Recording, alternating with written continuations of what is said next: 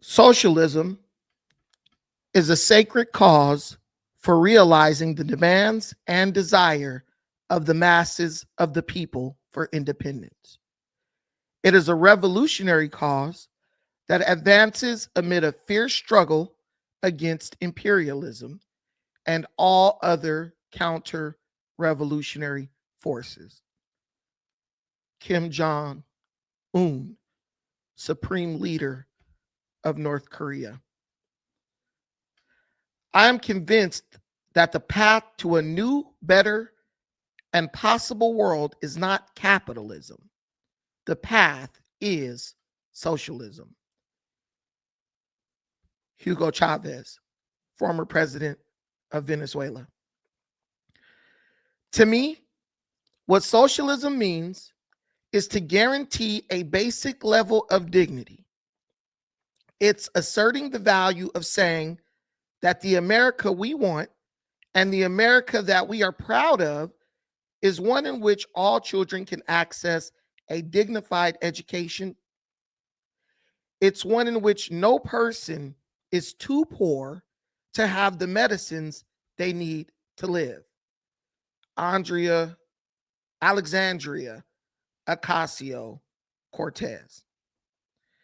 Democratic socialism means that we must reform a political system that is corrupt, that we must create an economy that works for all, not just the very, very wealthy.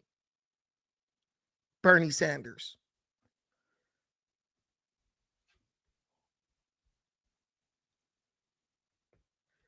Now, one thing that you will notice about all proponents of socialism is that they all have or express a desire to end corruption. A corruption that they say is so buried so deep within the government systems that, surprise, surprise, they are not only elected to, but operate within, that the only way to get rid of this corruption is by dismantling the very government that they're a part of. Bernie Sanders is a political official, a political representative of within a government framework that he clearly is an advocate of dismantling. Alexandria Ocasio-Cortez is a representative, a congresswoman in a government system that she says is so corrupt, it needs to be dismantled. Kim Jong-un, Supreme Leader of North Korea, is a staunch advocate against capitalism and believes totally in socialism in a country where more than 70% of the population is living in starvation. Every single thing is owned by the government. People eat bugs. They eat bugs because they cannot slaughter the beef, the cows that are owned by the North Korean government. North Korean politicians and military leaders live in wealth and luxury. They eat the finest meals, even importing things like pizza directly from Italy, while the population deals with lack of health care, communicable diseases that first world countries haven't dealt with in almost 100 years, run rampant in countries like North Korea and Cuba.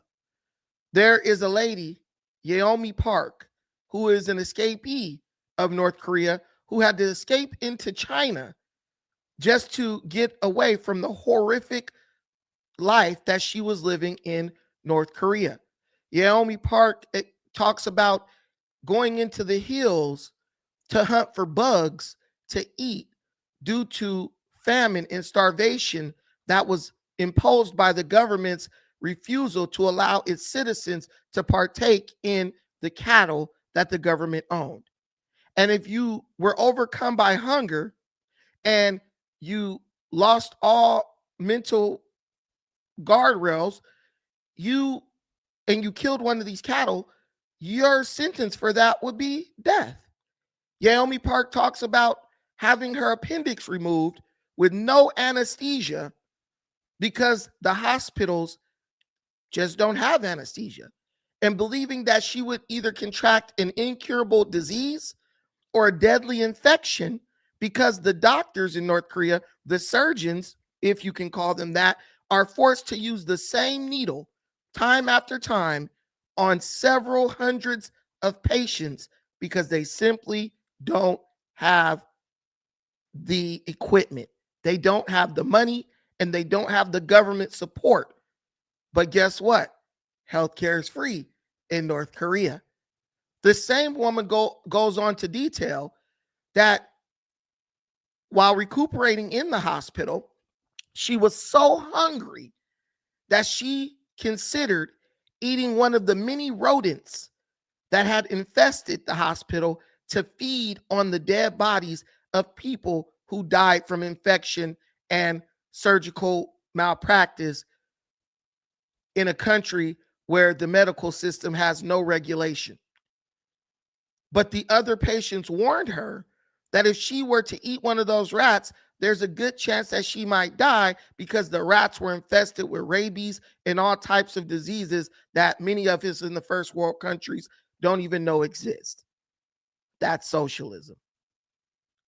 You travel across the water, you go over to a place like Cuba, a socialist utopia where 90% of the population is living under the poverty line. Cuba, a place that not even 50 years ago had a booming economy. Auto manufacturers made it into what many could describe as a mini Dubai before Dubai was built up to the level of excellence it enjoys today. Now, after Castro and his brother Raul came out of the mountains of Cuba and took over and introduced people to the new utopia of socialism, many Cubans enjoy a staple meal of ramen noodles as their primary source of nutrition. But socialism is so amazing.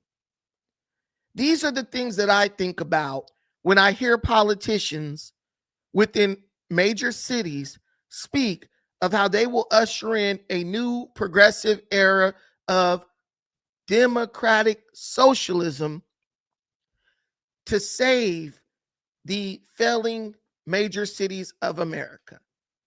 I don't think it's any coincidence that these cities are primarily run by Democrats, and I don't think it's any coincidence that the Democrats hold on to power by promising a lot of poor people free things. Everybody loves something free. But as Margaret Thatcher, former Prime Minister of the UK, said, socialism works, and it does in fact work for a little while, but eventually you run out of other people's money. Fast forward, let's go on a trip to Chicago. Mayor Brandon Johnson welcomed in illegal criminal alien migrants as the mayor of a sanctuary city within the United States.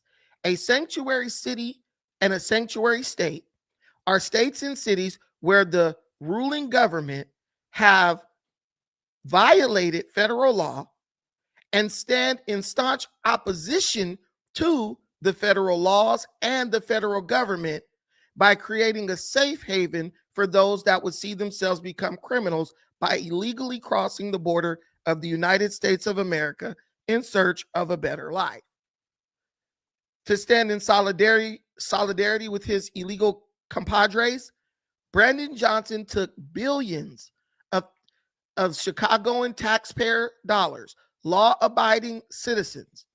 Brandon Johnson took billions of their dollars and used those dollars to make a soft landing place for millions of illegal immigrants. Well, thousands of illegal criminal alien immigrants. He not only provided them with shelter free of charge in $100, $1,000 hotel stays, He provided them with free food, which the basic nutrition was rejected.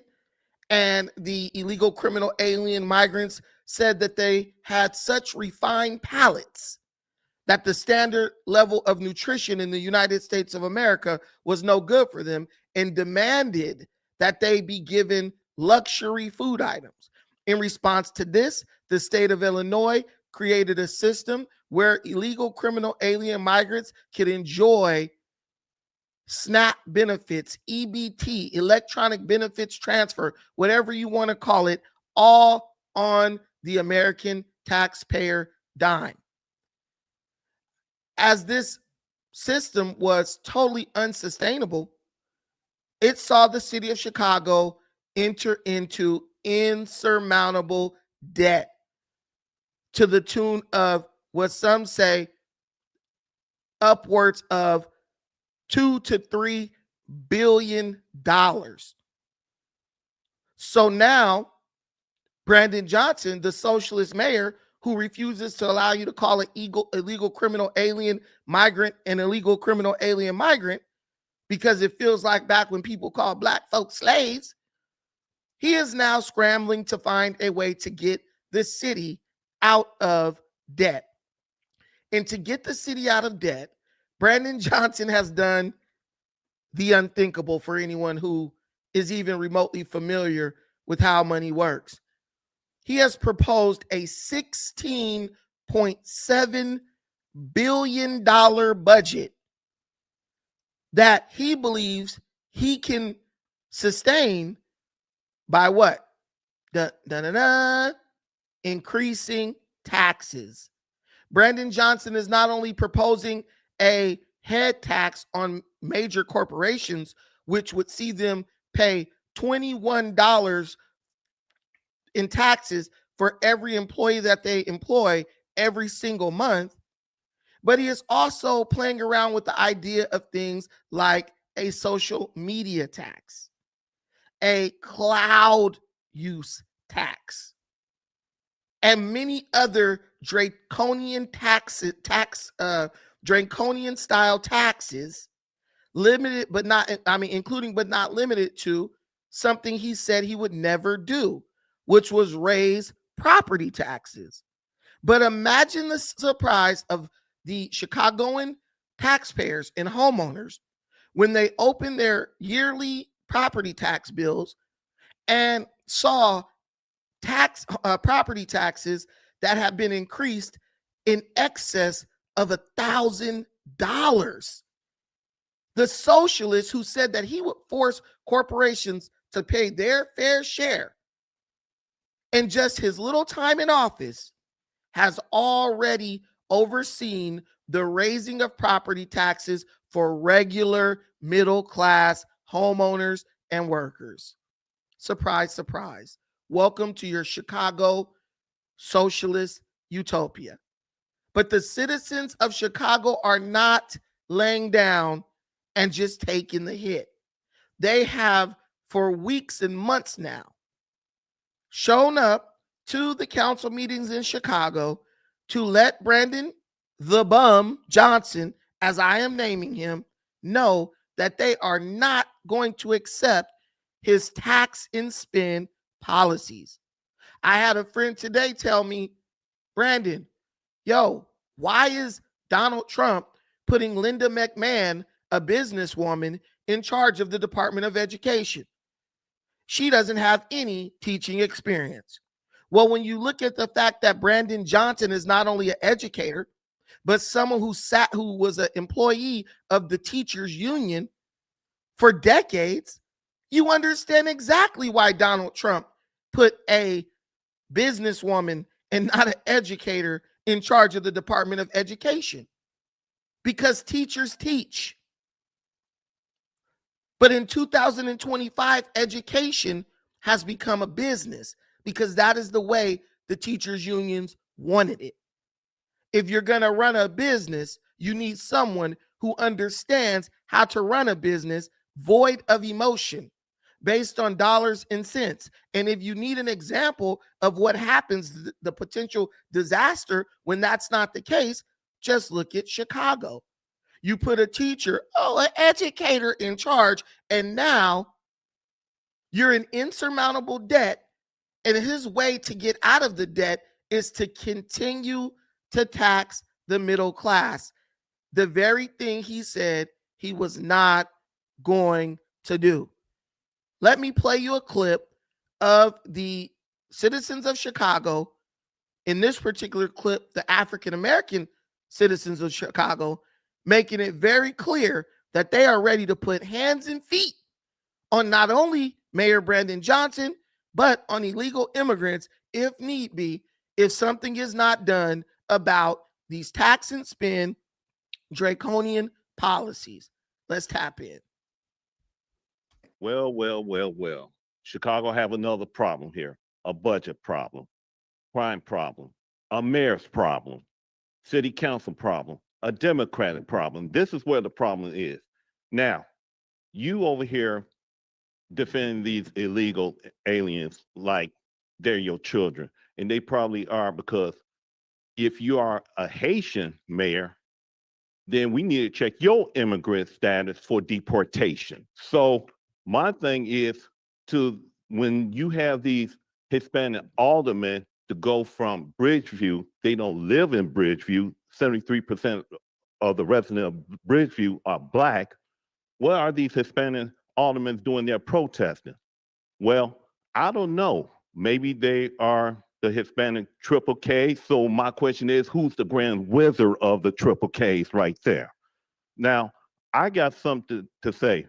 When you all pledge allegiance to that flag, is your alliance to that flag, or is this a lip sync that y'all do? Because whatever's going on here in the city of Chicago, it's too much going on with somebody who is competent as you are, and you over here being investigated over that $3.2 million that you probably pocketed. And then I want to say something to this. I observed everybody stand up for the flag. I stood up for the flag because I defended that flag right there as a veteran.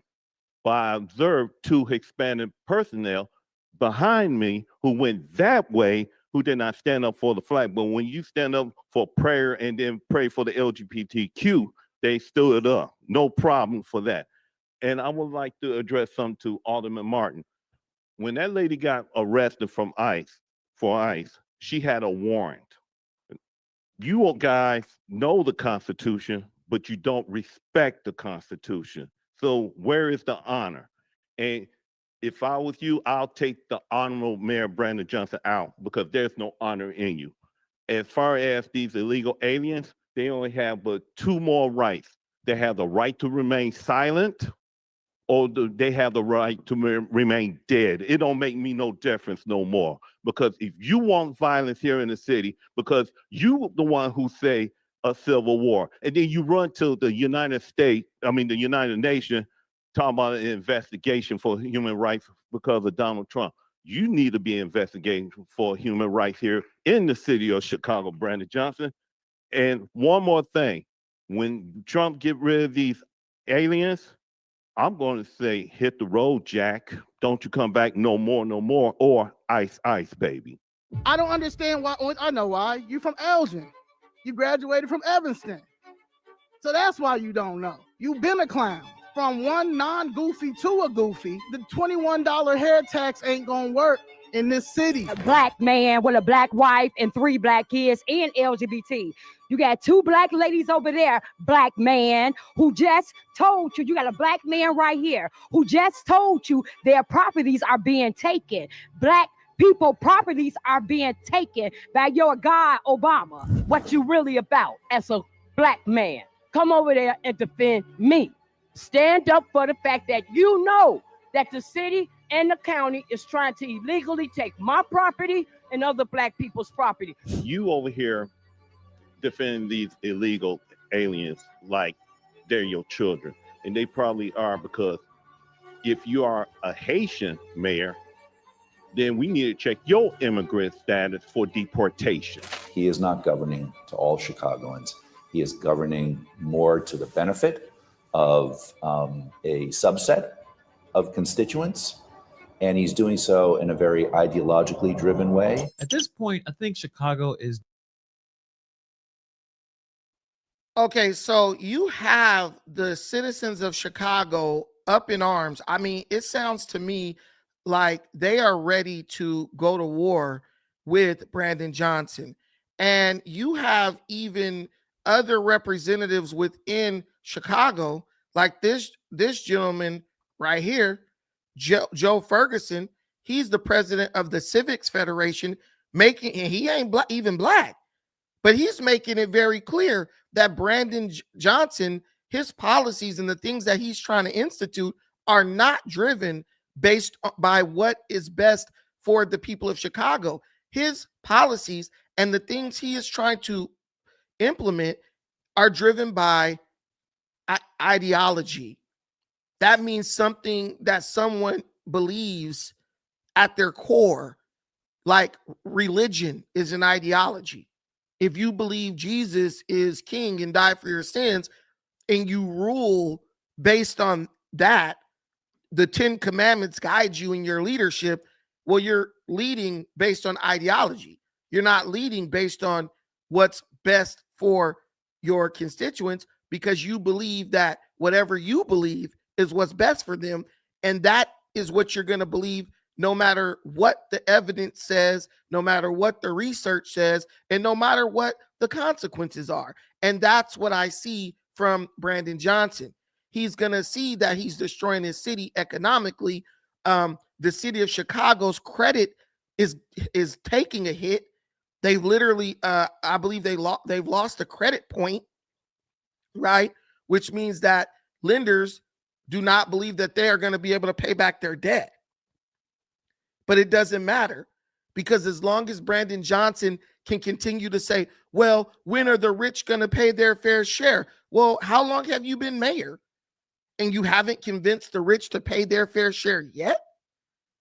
Because it was never about the rich paying their fair share. It was always about tricking people into allowing him to pass legislation that ultimately would see the middle class and the working poor incur higher taxes that the rich are going to avoid. McDonald's left downtown Chicago.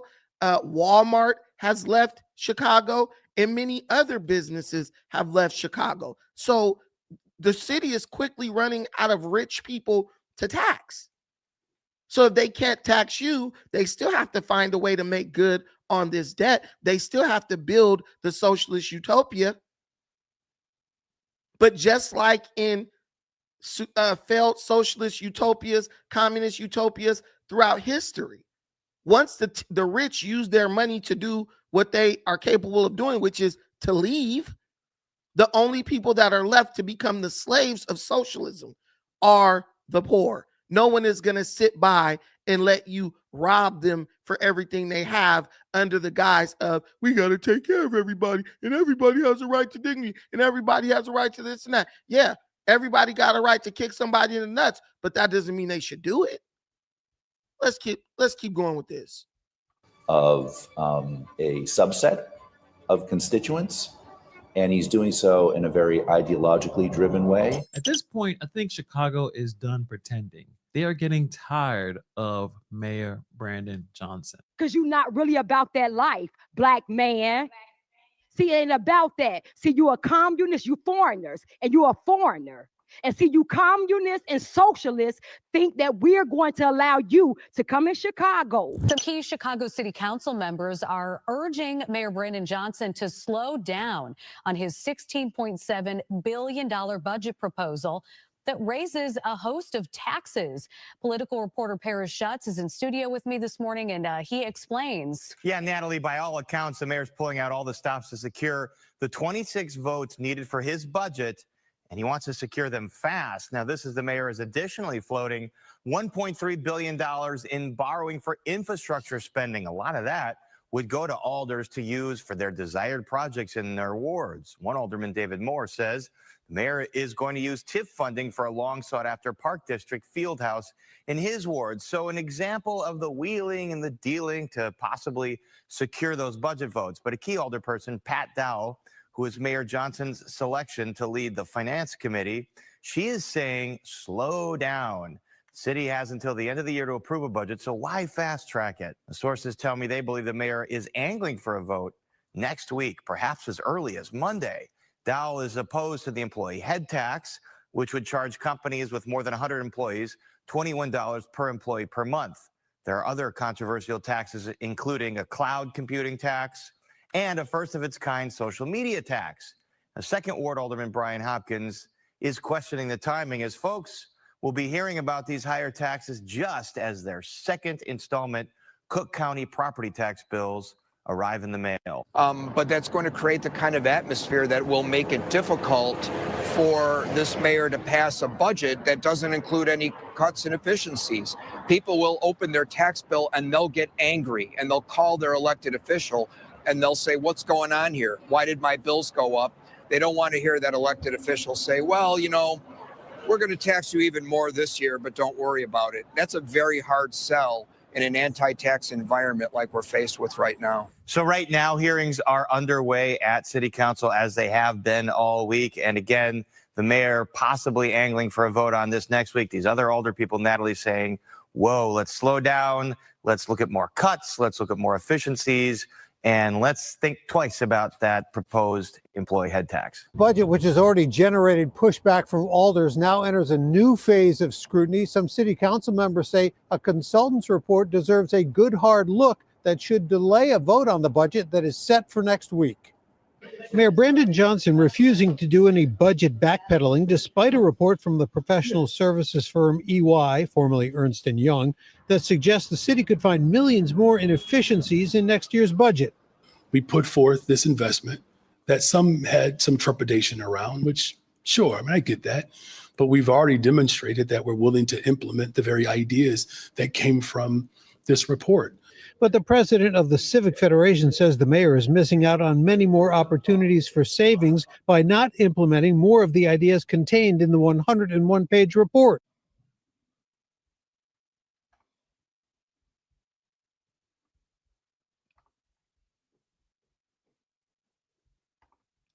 Sorry. Okay. So what you're seeing right now is that Brandon Johnson, he's not listening to anyone around him. He pretty much has this idea in his mind and he's like, this is what I'm going to do. And everyone is asking why. Why is a politician willing to basically commit career suicide in an attempt to force through a bunch of bad policies that even his council members and people who were formerly his allies don't agree with? People who he endorsed and helped run and get elected to city council seats, they are literally like, hey, Brandon Johnson, slow down. There's something to be said and there's something to be investigated when you have someone who is not really an expert when it comes to economics or fiscal responsibility or accounting, going against the findings of a investigation into the funds of the city of Chicago. And this accounting firm shows you how you can actually go about digging yourself out of the multi-billion-dollar deficit, but you refuse to listen to them because you are just so hard-pressed to get something done. And it makes me want to ask Mayor Brandon Johnson, who are you? Who do you owe? Who is this man indebted to where he's ready to take what looks to be an ass whooping in the name of defending his spending on illegal criminal alien migrants? Like, what are they doing for him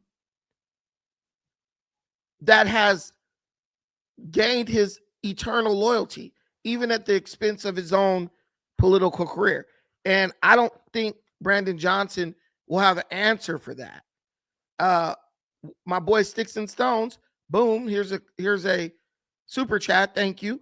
Chicago, California, New York is cooked, and many more liberal strongholds for doing this very thing.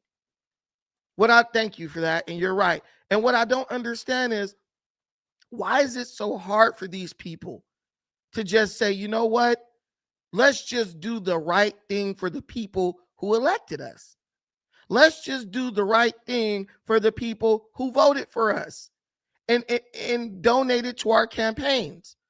Imagine that. Imagine going to a restaurant and the loyal customers of the restaurant say, we really enjoy the roast beef sandwich. But one illegal immigrant come in and say, hey, I think you should start selling tacos. I like selling tacos. And they change the whole menu and turn it into a Mexican restaurant. There's only one reason why they would do that. Because they are looking ahead and they believe that by turning the restaurant into a Mexican restaurant, they will gain more money in the long term than by keeping the restaurant as it is and selling that roast beef. And that is exactly what is going on in the city of Chicago. You have in other major cities around America, you have the Democrat Party banking, they're gambling on this idea that the illegal immigrants will become so numerous that the government will be forced to give them amnesty. And once they are given amnesty, that will represent a new voting base for the Democrat Party where they can seize total control of the government and make the entire United States of America look like states like California. And don't nobody want that. Nobody wants that. I don't know if you guys know this, but if you are a truck driver, you better get your credentials in order.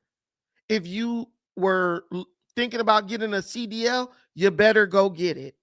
You better go get it.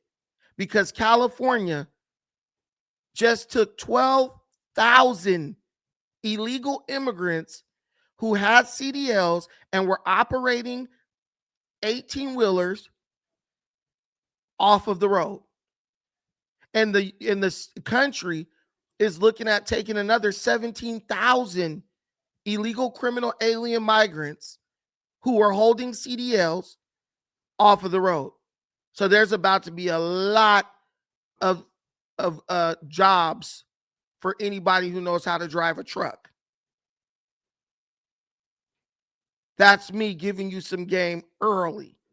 If you were thinking about getting that CDL, go get it. Put that credential in your pocket and go run it up. Don't come to me about, oh my God, the government lost 1 million jobs when 17,000 jobs paying real good money are about to open up and y'all ain't ready to go jump on them. I don't want to hear it. I don't want to hear it. Because all we focus on is the negative. You, my friend, are focused on the negative. And when you're so negative minded that when something good happens, you have to try to find a negative spin to put on it. All morning long, I'm arguing with people telling me how uneducated I am on Facebook and how I don't know what I'm talking about. And I look at their life and the epitome of their existence is going to get drunk over on 2nd Street around the corner from my house. That's all they do. But they got all this education. 17K CDLs have been revoked in Cali. No one would have to come to me, really. No one would have to come to me, really. But if you want to get some real game, I'm going to give it to you. To Rod News, whatever your name is, yeah, maybe you could pay your child support if you went and got a CDL. That's what I'm trying to help you. I'm giving you the game and the wisdom that your daddy didn't give you before he screwed your mom and left. I'll be your daddy if you're looking for one. I ain't gonna lie. I'll be your daddy if you're looking for one. That's all I'm saying. But we're not gonna hear a single person from the other side, a single one of these negative Nancys. We're not gonna hear a single one of them mention that. Nah, Brandon, we can't work because we about to build a socialist utopia where everything gonna be free. Word. Everything gonna be free? You say everything gonna be free. Okay. Let's sit back, relax, and wait for that to happen. See, that's the reason why people like Brandon Johnson and Zoran Mamdani. That's why they can get elected, because they know there's always going to be a sucker who thinks that something is free. You go to the phone company, oh, we give you a free phone. You know that damn phone ain't free, but they still gonna walk their ass in there and try to get it. And then when their credit messed up and they got to go down to Cricket Wireless because they didn't blew their credit on everything else. Oh man, they told me this was gonna be free. Well, yeah, with the 1 year, a 2 year agreement with it in the hopes that you'll keep paying your damn bill. But you reneged on the phone bill after 3 months. And now they're charging you for the phone and the money that you owe them. We know how we know how this works, right? It's always the same thing. It's always the same thing. Criticize, criticize, criticize. But when the solution is presented, they got no response. Nah, Brandon. Mamdani gonna fix it. Mamdani gonna feed my family and support my drug habit. Brandon Johnson's gonna fix it. I don't think people understand how bad things. That was an accident. And back in those days, back in the day, I bet you that there were people in North Korea saying, yeah, Kim Il-sung is gonna fix it. But he didn't fix it, he fixed them. Fixed their neck right to the guillotine of poverty. And now they have nowhere to go. And they're looking at each other wondering, how the hell did we get here? This is how you get there. If enough people are willing to buy into a bad idea, that bad idea becomes law. That's the way democracy works. That's why a lot of people now have an issue with democracy. A lot of people have an issue with democracy now because they're looking as the ignorant, lazy masses are being tricked and hoodwinked and bamboozled into giving away their freedom in what they believe is an exchange of the government taking care of them. But everyone knows that the government can't take care of them. If you ever read the Constitution, the people are the government. So go to 10 of your neighbors and say, hey, y'all, I don't want to work. Will y'all just give me money out of y'all paycheck every month to take care of myself? When they tell you no, that's basically what the government gonna say. Because the government is the people. So you can keep convincing yourself, letting somebody take you off in isolation in the boroughs of New York, and we gonna do this and do that. Yeah, every harebrained scheme makes total sense to the harebrained fools that's making it. But when you let someone scrutinize it objectively, 99% of the time, the harebrained scheme possesses many holes and many things that were never considered. Everyone is the smartest person in the world in a room full of their friends. But when you let the outsider in, that's when you're going to get the real deal. That's when you're going to know. Good afternoon, Mayor Brandon Johnson's been what's really what. We got another video that we're going to check out to further dive into this situation. And I hope that it's educational.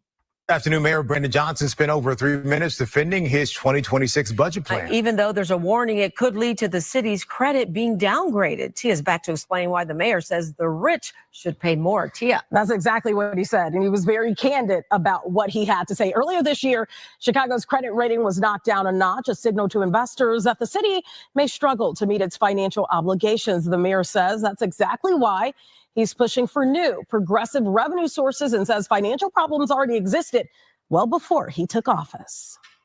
Securing revenue from areas where our economy is shifting, which the social media tax is one of those areas that I believe that will ensure that we generate more progressive revenue to deal with the structural damage that I inherited. Mayor Brandon Johnson is defending his more than $16 billion budget plan, even as analysts warn it could put Chicago's credit rating at risk. The mayor is pushing a first-of-its-kind social media tax, part of several new revenue proposals aimed at what he calls, quote, fairness. That includes a community safety surcharge, a $21 per month head tax on large employers, and higher fees on cloud-based services. Critics say those measures could drive jobs and innovation right out of the city of Chicago, calling it a move Guys, a social media tax, like, let that sink in. A social media tax. How exactly are you going to tax social media? I need to get more into that. A safety surcharge. Now he's going to charge you for the city keeping you safe in a city where they don't keep anyone safe, and you're already paying tax dollars to the police department that is supposed to keep you safe. So you're going to pay a tax so you don't get murdered in your sleep in the city of Chicago. But you're already being taxed for that every damn paycheck for the police department that is inept and not doing anything to stop crime. So what they're doing, they're double taxing you. They're double taxing you. Chicago is quickly becoming Spirit Airlines and Frontier Airlines, where they're going to triple charge you for the same bag that United lets you bring in for free. Oh, no. See that bag right there that United charges you $30 to bring on? Yeah, you want to bring that on Frontier Airlines? It's going to be $300. Why? Is there something special about this plane? No. We really just don't have the infrastructure to operate a legitimate airline, so we have to get it out your ass. We don't have the budgeting and reach of someone like Delta, so we just got to hit you harder in your damn pocket. We want to charge $2 for a damn ticket. We want to give somebody else a ticket for $5, so now you got to pay $450 for a carry-on. We're going there. We're getting there to the already increased property taxes. Don't worry, because they've already increased. Even though Brandon Johnson said that he wasn't gonna increase property taxes, he promised Chicago residents that.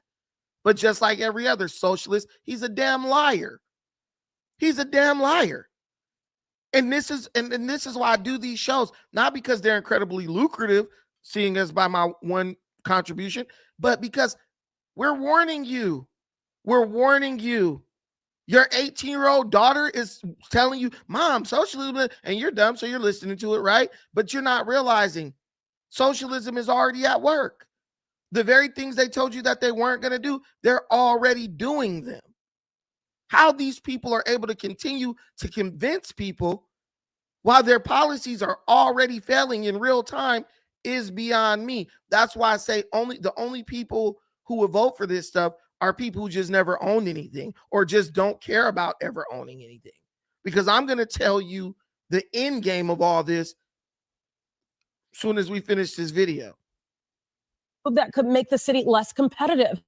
Johnson insists, though, the plan is about long-term stability, not short-term pain, saying he inherited a broken system, and this budget is the moment of truth for fixing it. And he won't balance the budget shortfalls on the backs of the poor.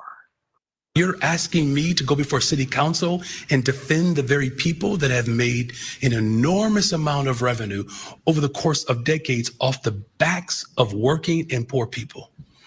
What are we debating here? What are we debating here? We're either going to challenge those with means who have made hundreds of billions of dollars, unprecedented revenue at a time in which families are struggling to pay for college. Boy. So we got to talk about woke. So the funny thing about these guys, man, the funniest thing about socialists, right? They always use words like, oh, these people have made this much money. These people have made this off the backs of this person, that person. Dude, they've earned it. They didn't just wake up in the morning or roll out of bed and somebody said, hey, can you make me an omelet? And they went to the stove and whipped it up, and all of a sudden they got millions of dollars. They're not drug dealers per se. They earned it. They took a lot of financial risk, or their families took financial risk and created an institution or a corporation that is still seeing them reap benefits from it today. You remember Wells Fargo Bank, right? How many bank tellers got blown away in the 1800s in the Wild Wild West so that Wells Fargo could become the mega corporation that it is today? The person who created Wells Fargo, I'm sure he risked getting his head blown off by marauders and bandits on a daily basis so that Wells Fargo could today be one of the biggest banks in the world. There was risk taken. But now you have people who are risk averse. They don't want to take any risk. And really, it's not even a risk. They don't want to be uncomfortable at all, ever. So they want to take from the guy whose family created Wells Fargo so that they could sit on their ass and not do nothing all day. You want to share the profits, share some of the risk. And that could be anything from investing your money into the stocks or running up in that hole and robbing the place. At least you've assumed some risk in exchange for your share of the profits. That's all Brandon Johnson is selling, the welfare mindset. You got the same 24 as everybody else, but you don't have to use your 24 out here working to make a living to feed you and your kids. All you got to do is find the nearest rich person, start complaining, whining, and bellyaching, and watch as the city implements draconian policies to take what they have and to give it to you. That's stupid. And what makes it really dumb is the fact that these same people, if they had money, they would never, ever agree to these type of rules or laws. They would never agree to this crap if they had money. You tell them, hey, we're going to take something from you and give it to that bum over there. They're going to say, hell no. If that's the case, all the bums should be walking around with a pocket full of money. But I'll tell you, in California, the bums are still just as poor as they are anywhere else, because all these virtuous people, they're only virtuous with other people's money. That's it. They're not going to give you anything out of what they got, because the virtue is only under certain conditions. You mean to tell me I ain't got to give nothing and I can feed the homeless? I don't got to spend an hour on the soup line, but I can feed all these people? Everybody is a humanitarian until they're the ones who have to put the boots on the ground and do the work. You know that, just like I know that. And maybe I'm preaching to the choir, but I'm prepping everybody. When you get these whack arguments for socialism, because you know they're coming, especially as the midterms are approaching, man, you better shut it down. You better shut it down, because you know that it's not thought through. Light the way to fairness with this bonfire and discussion tonight. Many homeowners across Chicago receiving a hefty property tax increase in the mail, and they're all wondering where that money is going. How can you maintain your home if your taxes are constantly going up? Homeowners in Lawndale are searching for answers together tonight about their property tax hikes. Community leaders partnered with the Lawndale Christian Development Corporation to host this bonfire, allowing neighbors to discuss their options. One man says he received a bill this week that was $977 more than what he paid last year. Tax increase is tied to a TIF that I have no idea why. Ogden-Pulaski TIF is collecting money from our neighbors in our streets, but we're not being notified for what or why it's in the bill. The group discussed a number of solutions for the issue, including an effort to propose new policy, which would be modeled after California's Prop 13. That would limit property taxes to 1% of assessed value, with annual increases capped at 2%. Homeowners are also frustrated because they feel like they're not seeing the tax hikes lead to notable investment in their neighborhoods. There's been a divestment in this community for the most part, but it seems like now that people have found an interest in reclaiming the neighborhood, now it's like we're being taxed for prosperity. Cook County Treasurer Maria Pappas also spoke earlier today on the tax bills while at a Rainbow Push event. She says there are new avenues for homeowners to pay these bills at their own pace. You do not have to pay your bill on December 15th. Did you hear that? You don't have to pay it. Let me tell you why. We went to Springfield last year and set up a payment plan. Pappas says you could go online on December 16th and find payment plans for up to 13 months. That's welcome news to these homeowners, but they still want some clarity on those tax hikes. We understand utilities are going up and things of that nature, but it's a valuation issue. Like, we don't have schools we need. There's economics that aren't here, but we're being charged to pay for economics in other people's communities. Now, some people here tell us they haven't even received their property tax bills yet, but we are told that those are going out around Chicago throughout this week. Yeah, so you see that, you heard that. Now, to be fair to the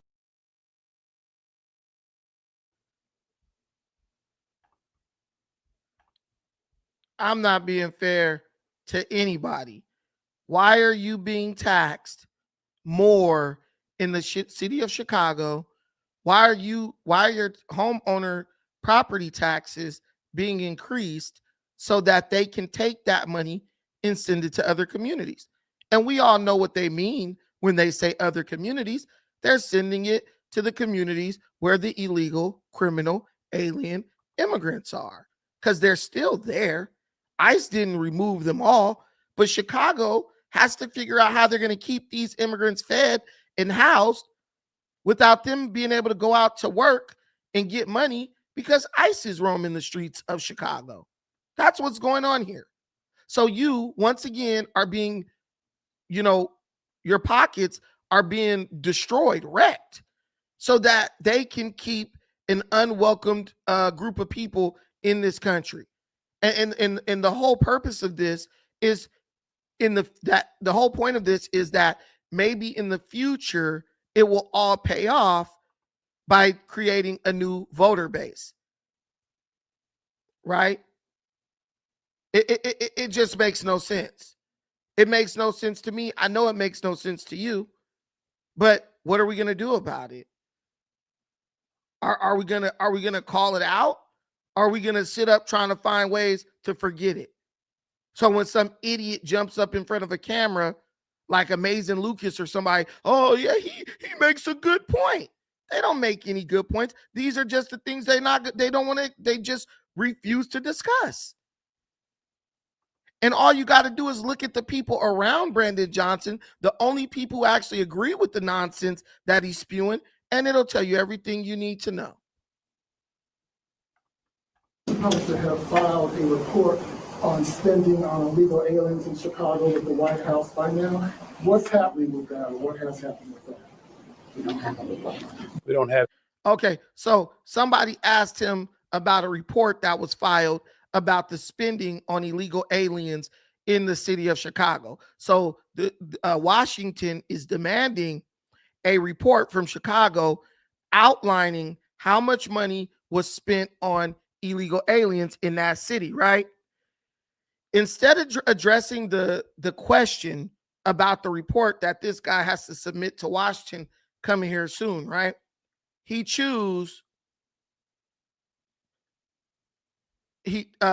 Instead of addressing the question that was asked, which was a legitimate question, instead Brandon Johnson takes this opportunity to deflect away from the question and start talking about what words are used to describe illegal immigrants. Look at this idiot. Illegal aliens. I don't know if that's from some sort of sci-fi message that you. And then you hear the little, and then I don't know if this lady's Hispanic or what, but you hear her in the background trying to, yeah, we don't have illegal aliens here. Shut up, lady. Filed a report on spending on illegal aliens in Chicago with the White House by now. What's happening with that, or what has happened with that? We don't have illegal aliens. I don't know if that's from some sort of sci-fi message that you would have had. Well, listen, the legal term for my people were slaves. You want me to use that term too? So look, let's just get the language right. We're talking about undocumented individuals that are human beings. The last thing that I'm going to do is accept the type of racist, nasty language to describe human beings. And so as far as our spending on Chicagoans, I've put forth a $16.7 billion balanced budget that ensures that we're investing in education, transportation, housing, youth employment, environmental justice, as well as ensuring that we have safe communities. And we are going to challenge the ultra wealthy to pay their fair share. He's more than happy to look at that budget. Let me just, excuse me, let me just say something here. It is very important that people in Illinois and across the country understand the immigration system is a civil system. Undocumented presence in the United States is not a criminal offense. And so thank you for the clarification on language. Yeah. Yeah, so it's just a lie. She gets up there, she grabs a hold to that microphone and says, "You need to understand that what I'm saying to you is just a bunch of bull crap. You need to understand that I'm trying to, in my mind, decriminalize it so that I can then decriminalize it in your mind so I can get more of my people in here so you won't have any say in what goes on with your stuff and we can just take it away from you." Because that's where this is all going. If you don't pay your taxes, they take your home. So it makes sense. Let's continue to raise their taxes, raise their taxes, raise their taxes. And after they tax you out of your home, you know what they're going to do next? They're going to give your house to an illegal immigrant. They're going to say, "Oh, look, the new house," because you know they're going to, once your stuff come up for grabs, they're going to start finding a way to make all types of new policies to put the illegal immigrants in your home. There are already illegal immigrants buying homes in Chicago. Oh, look, a vacancy on 2300 Jackson Street. The darkies got pushed out because they couldn't pay these ridiculous taxes. Juan, Maria, little Nino, and little Nina, we got a nice house for y'all to move in right here. And now they living up in your shit because you done voted for an idiot who is trying to protect his political party because he has aspirations of running for another office at some point. This is all they do. But he better learn from Lori Lightfoot, because when she got her ass thrown up out of there, her political career is dead. It is dead. Oh, sticks and stones. I already know. We probably couldn't even estimate or imagine how much cartel money Brandon Johnson then took. Even when you look in his eyes, it's like even the things he chooses to defend, you're just kind of like, why did he choose to speak up and jump on that? It's like, bro, there's other problems in Chicago. But the only issue that the mayor of Chicago is actually interested in addressing is the issue of illegal immigration. It's like, bro, come on. There's other things going on in the city, like the crime rate. He doesn't care about that because that's not what he's being paid to care about. He's being paid to hyper-focus on this issue. This man is at the point where he's saying that his city is at war with the federal government. He's at the point where he's going to the UN. The UN. He's going to the UN to make reports about human rights violations by the United States government on people who shouldn't even be in this country. Just make that make sense. But it does make sense because the Democrat Party is literally going to war with the government in the defense of Venezuelan drug traffickers. Well, we don't know if those were drug traffickers on that boat. They're in a damn speedboat in the middle of the night trying to cross and get to the American shores. What else would they be doing? That's my question to you. What else would they be doing? Especially when everyone in Venezuela who owns a speedboat knows, hey, you can't boat to America at night. That's how we operate in cognitive distance, because everyone in Venezuela just so happens to love hopping in their freaking speedboat in a country that is ravaged by poverty. But random individuals have speedboats and they're racing those speedboats to the beaches of America. Of course not. Of course not. They're moving drugs. That's one of the only reasons someone will risk their skin trying to race a speedboat to America. But because Donald Trump is protecting Americans, where we saw hundreds of thousands of deaths related to fentanyl in the last several years, he's doing something wrong. And as much as you guys hate MAGA, and as much as you guys are like, oh no, MAGA's racist and all this stuff, you know, last time I checked, people of all colors were dying from fentanyl poisoning. I don't think it was just white folks, and I don't think it was just MAGA. I don't think it was just the right folks in MAGA. There were many different types of people falling victim to this. And I'm sorry, it's non-negotiable.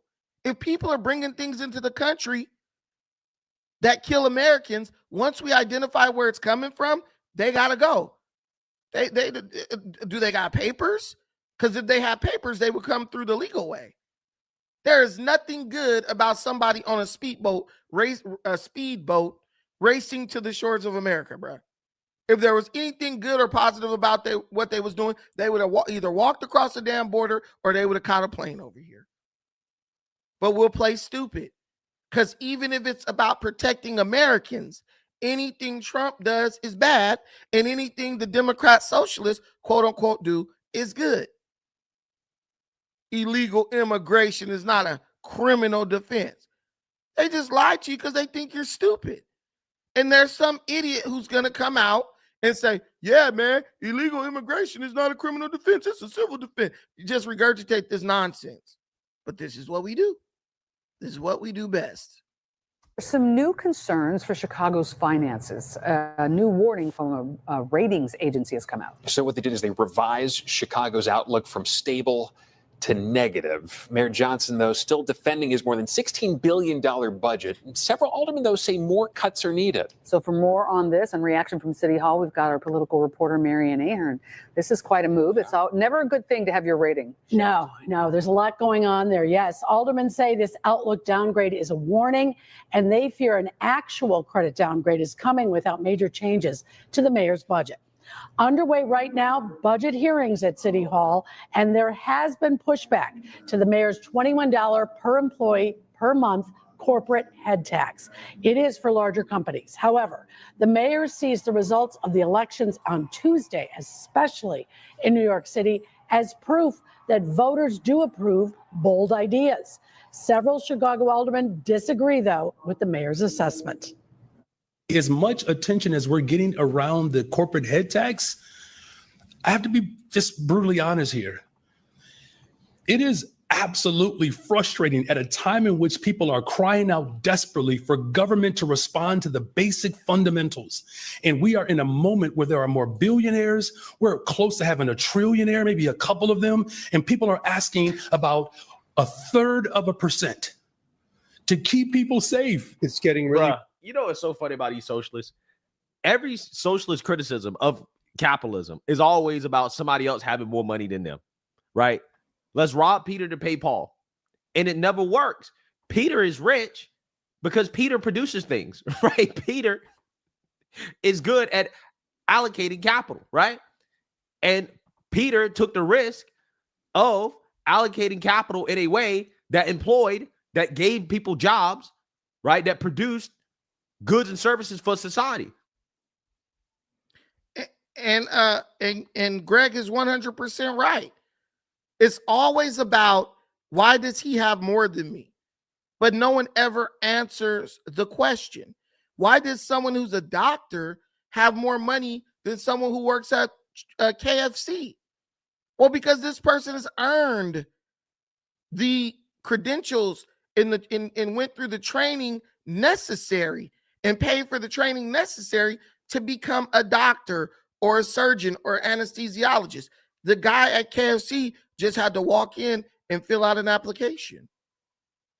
He did a very simple on-the-job training that even someone who's 14 or 13 years old could do, and he gets paid accordingly. But the more skilled your profession is, or the more skill that your profession requires, the more money it's going to make.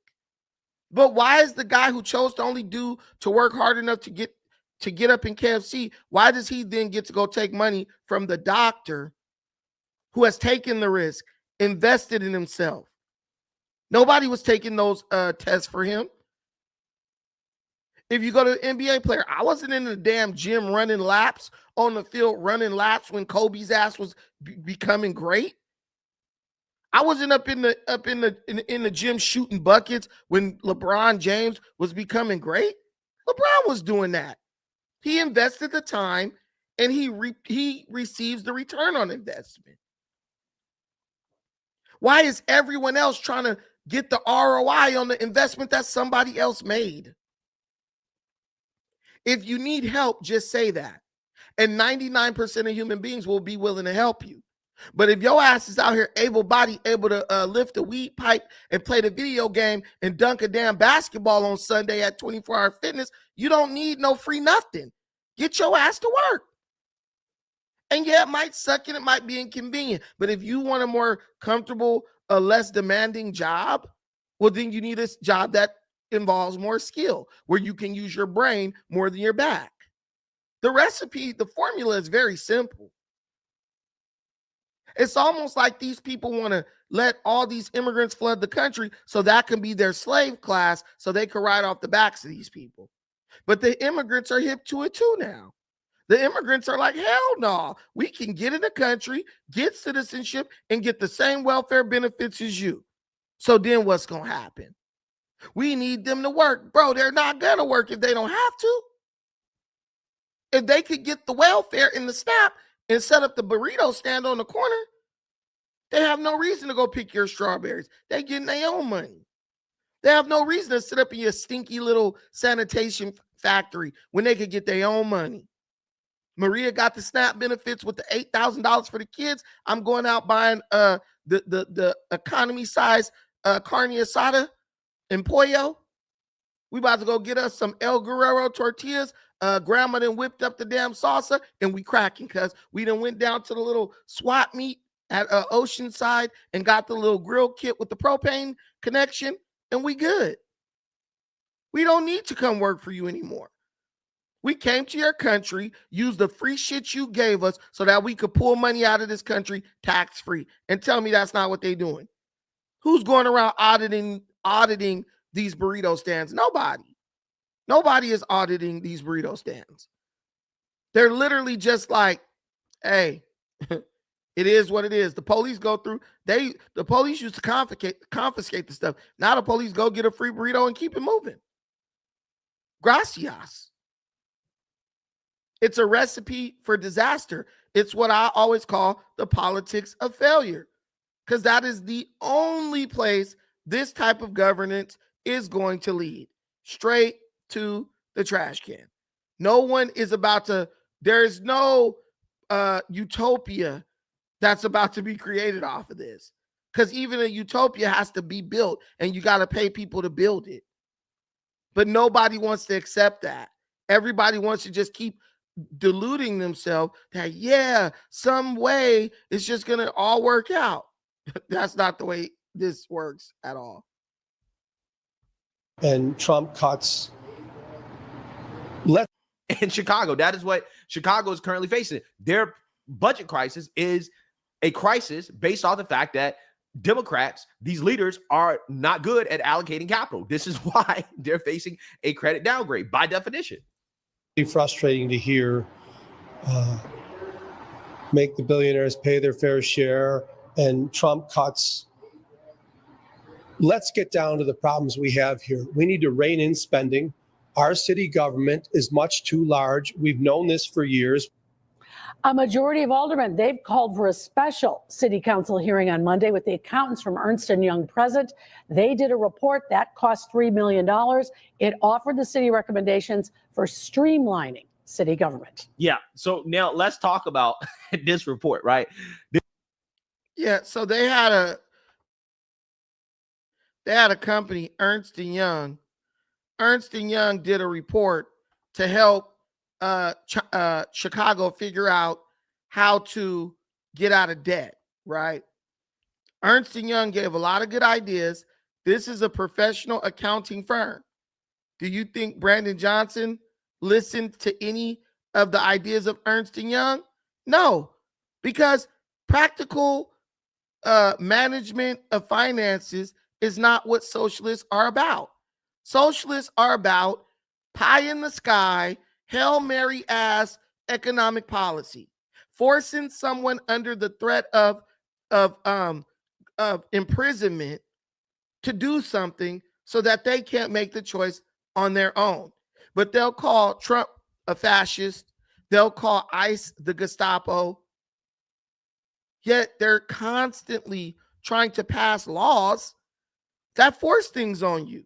If you want to help the illegal immigrants, why don't you set up a big ass Christmas bucket on the steps of City Hall and say, hey, look. When I had an epiphany. Let me take off my glasses. I just had an epiphany, y'all. And I wear those glasses because the glare from the light sometimes makes my eyes like, But anyway, I've had an epiphany. Why don't we just do this? Why don't we just do this? And this will work. This will work. This is what I think every city should do. Y'all can clip this and share this if y'all want to. This is what every city should do. Why don't, if they want to bring illegal immigrants into the city, right, and they want these people to stay here, why don't they simply just set up a charity bucket? It could be a humongous pot like the one your mama cooked greens and gumbo in, and put a little slit on the top and sit that on the steps of City Hall, and they could put it in it like a cage so nobody could get to it. Like you can only drop your money in, but nobody could get to it, right? And all the people who want to fund illegal immigration, they can just drop their money in there. And let's make a rule. Let's do this. Let's put a camera in front of it so we could make sure George Soros, and his son can't walk up to it and drop millions in it, right? And we just put a camera in there. And we say, how much will it cost to house and feed all these illegals? Let's tally that up, right? Billions of dollars. If this bucket doesn't bring in $5 billion a year, then we know right then and there that we don't have enough money to house illegal immigrants. And if the rich want to pay their fair share, they can come freely and drop money into this bucket. But let's be real, y'all. Y'all know this crap ain't never going to happen. They won't do it because it only makes sense to them if it involves taking somebody else's money. That's it. That's it. It only makes sense to them if you pay for it. It makes sense to go out for pizza every night as long as someone else pays for it. Tell somebody, hey, let's go out. Let's go out. Let's go out. They're going to say, no, I don't have money. Oh, let's go out. My treat. Most people are not turning that down. If she turned down going out for your treat, dog, she really just don't like you. She really ain't messing with you, effing with you at all. But no one turns down something that someone else is paying for. That's why all the socialist ideas sound great. What? The rich gonna pay? Great. But what you're not realizing is the politician is a wolf. He knows the rich are gonna leave, even if they just gotta move right outside the city, like what's going on in New York. He talking about the rich gonna pay their fair share, but in the back of his mind, he like, these idiots gonna pay. And look at what Brandon Johnson did. The rich gonna pay their fair share. And now guess who's paying? The middle class with hiked up property taxes. This audit, because they held an emergency meeting to talk about it. This hearing right now, holding an emergency hearing to cut despite this actual audit.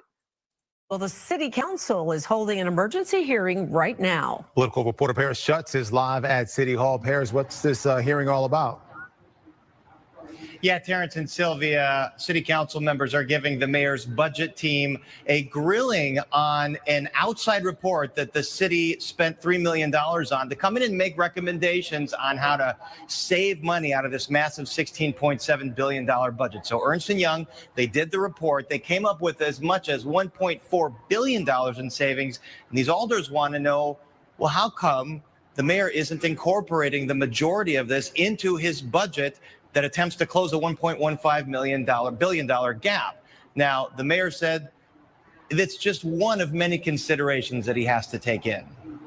I just hope that they spend, the same amount of time in this EY report, also looking at how corporate interests are continuing to get away with without having to pay their fair share in taxes. I think all of it requires our attention at this time. So this report done by Ernst & Young, thus the slang EY, it recommends things like consolidating city real estate, some of the fleet of city vehicles, consolidating the way the city doles out contracts, and then $100 million in savings by having city employees pay more toward their health coverage. But alders are complaining that only about 80 million of these ideas and recommendations was included in the mayor's budget proposal. along with a proposed employee head tax, social media tax, and other revenue generators. Council members like the 19th Ward's Matt O'Shea says it doesn't sound like the majority of alders want to go along with these taxes. We've been very clear. We want to see more cuts. We want to see more efficiencies. We know we can't cut our way out of this, but before we talk about higher taxes, higher fees, we need to identify cuts and efficiencies. And this current proposal the mayor's put forth doesn't include enough. So this meeting is expected to go late into the evening, and it was $3 million the city paid for Ernst & Young to come do this report. Now, the budget director for the city is defending why they're not including more of this, saying these are long-term recommendations. You can't necessarily see all these savings in 1 year's budget cycle, but alders say, we're not buying it. There's more answers that we need to get. It's just all part of these budget back and forth negotiations that will be happening until the end of the year. Sylvian Terrence? Yeah. So you see that, you heard that. If Chicago can't get their act together, right, the woke mayor. Right. So exactly. Why didn't you take all the recommendations of Ernst & Young? Tell me that. Why didn't you do that? You're trying to get out of the budget cut, get out of the deficit, right? You want to pass this $16.7 billion bloated ass bill. All that is doing, because the bill, if it passes, then they can try to go and hit up the federal government for money to help them fund the bill, right? And hit up Springfield to help them fund the bill. But the reality is all this is payola for illegal immigrants. All this is buying votes, using taxpayer money to buy votes. That's it. Using taxpayer money to put voting stations in obscure places so they can bring immigrants over there to vote there. Same thing they do in California. But even California is not imposing all these damn taxes, but California has some high taxes. I just found out that the tax rate in my city is over 10% on sales tax. Yeah, PP Bob, I like the comment. You do realize that Chicago is the best urban design city in the U.S. after Chicago Fire, 1871, and where architects from Europe moved big time in early 20th century, e.g. Walter Gropius. I don't understand what the architecture has to do with anything. They're bankrupt. They're bankrupt. That's all that really matters. They're bankrupt. You got a best car in the whole city, but if that hoe get repossessed, then what? Man, I got the best car ever, but you underwater on it. In the loan company, the bank is hitting you up every damn day, and you about to lose the spot. You about to lose the damn car. But let's keep talking about how nice it looks. Why don't we keep it that way? What's the point? Who cares about how nice it looks and how well it's designed? Bro, you can't walk down the street without getting your head blown off by Glocktavius. You can't go down the street without getting your head blown off by Pookie and Sharkeisha. That's what we do, though. Let's look around the issues. Let's look on the bright side. Yeah, the bright side is getting dimmer and dimmer by the day. Here we go. The United States has a GDP of 30 trillion and a debt of 36 trillion. The whole U.S. is bankrupt. Nah, the city I live in is not bankrupt. Los Angeles, I don't think is bankrupt. New York is not bankrupt. Chicago, Boston is not bankrupt. Atlanta is not bankrupt. What are you talking about? Denver, Colorado is not bankrupt. Albuquerque, New Mexico is not bankrupt. Seattle, Washington is not bankrupt. There's a lot of cities and states that are not bankrupt. What are you talking about? So 36 trillion in debt means that Brandon Johnson could screw Chicago and that's it. This is not, I mean, Bob, I know you're a little bit slow. The thing is, this is not about the debt, really. It's about how he's trying to pay the debt because he's been given a solution to the debt that doesn't involve draconian taxes on his constituents, but he's rejecting that in the name of tax and spend politics. Bob, do you get that? Do you get that? You don't understand. I get it. You don't understand. He doesn't understand. But Bob's been around for a long time, and Bob has always had bad ideas, and he never clicks the link. I gave Bob the link right there. If Bob has something productive to add, Bob would click the link and come up, but he don't. He ain't had nothing in 5 years that I've been on YouTube. He does the same thing. We talking about oranges, Brandon, but you don't understand the price of apples. Well, we're not talking about apples, Bob. We're talking about oranges. Look at this person. You know somebody's slow when they say the feds print money, which drives up inflation. But anyway, all right. So Bob, yeah, you're wrong still. I see you haven't grown any intellectually, Bob, since the last time we spoke, man. And that's sad, man. I was hoping for the best for you, my brother. All right. So guys, do you think we should end the stream here, or do you think we should keep going and talk about the truck drivers, the 17K truck drivers being taken off the street? Let me know. Y'all better hurry up and respond, because if y'all don't respond, I'll just shut it down. He will never call in. I think Bob is an overweight white woman sitting in her basement in Kentucky. All right, I got one. Keep going. I got a little bit more time left. Let's talk about this situation with the 17K truck drivers that are being taken off the California streets. I'm telling y'all, this a win. This is a win.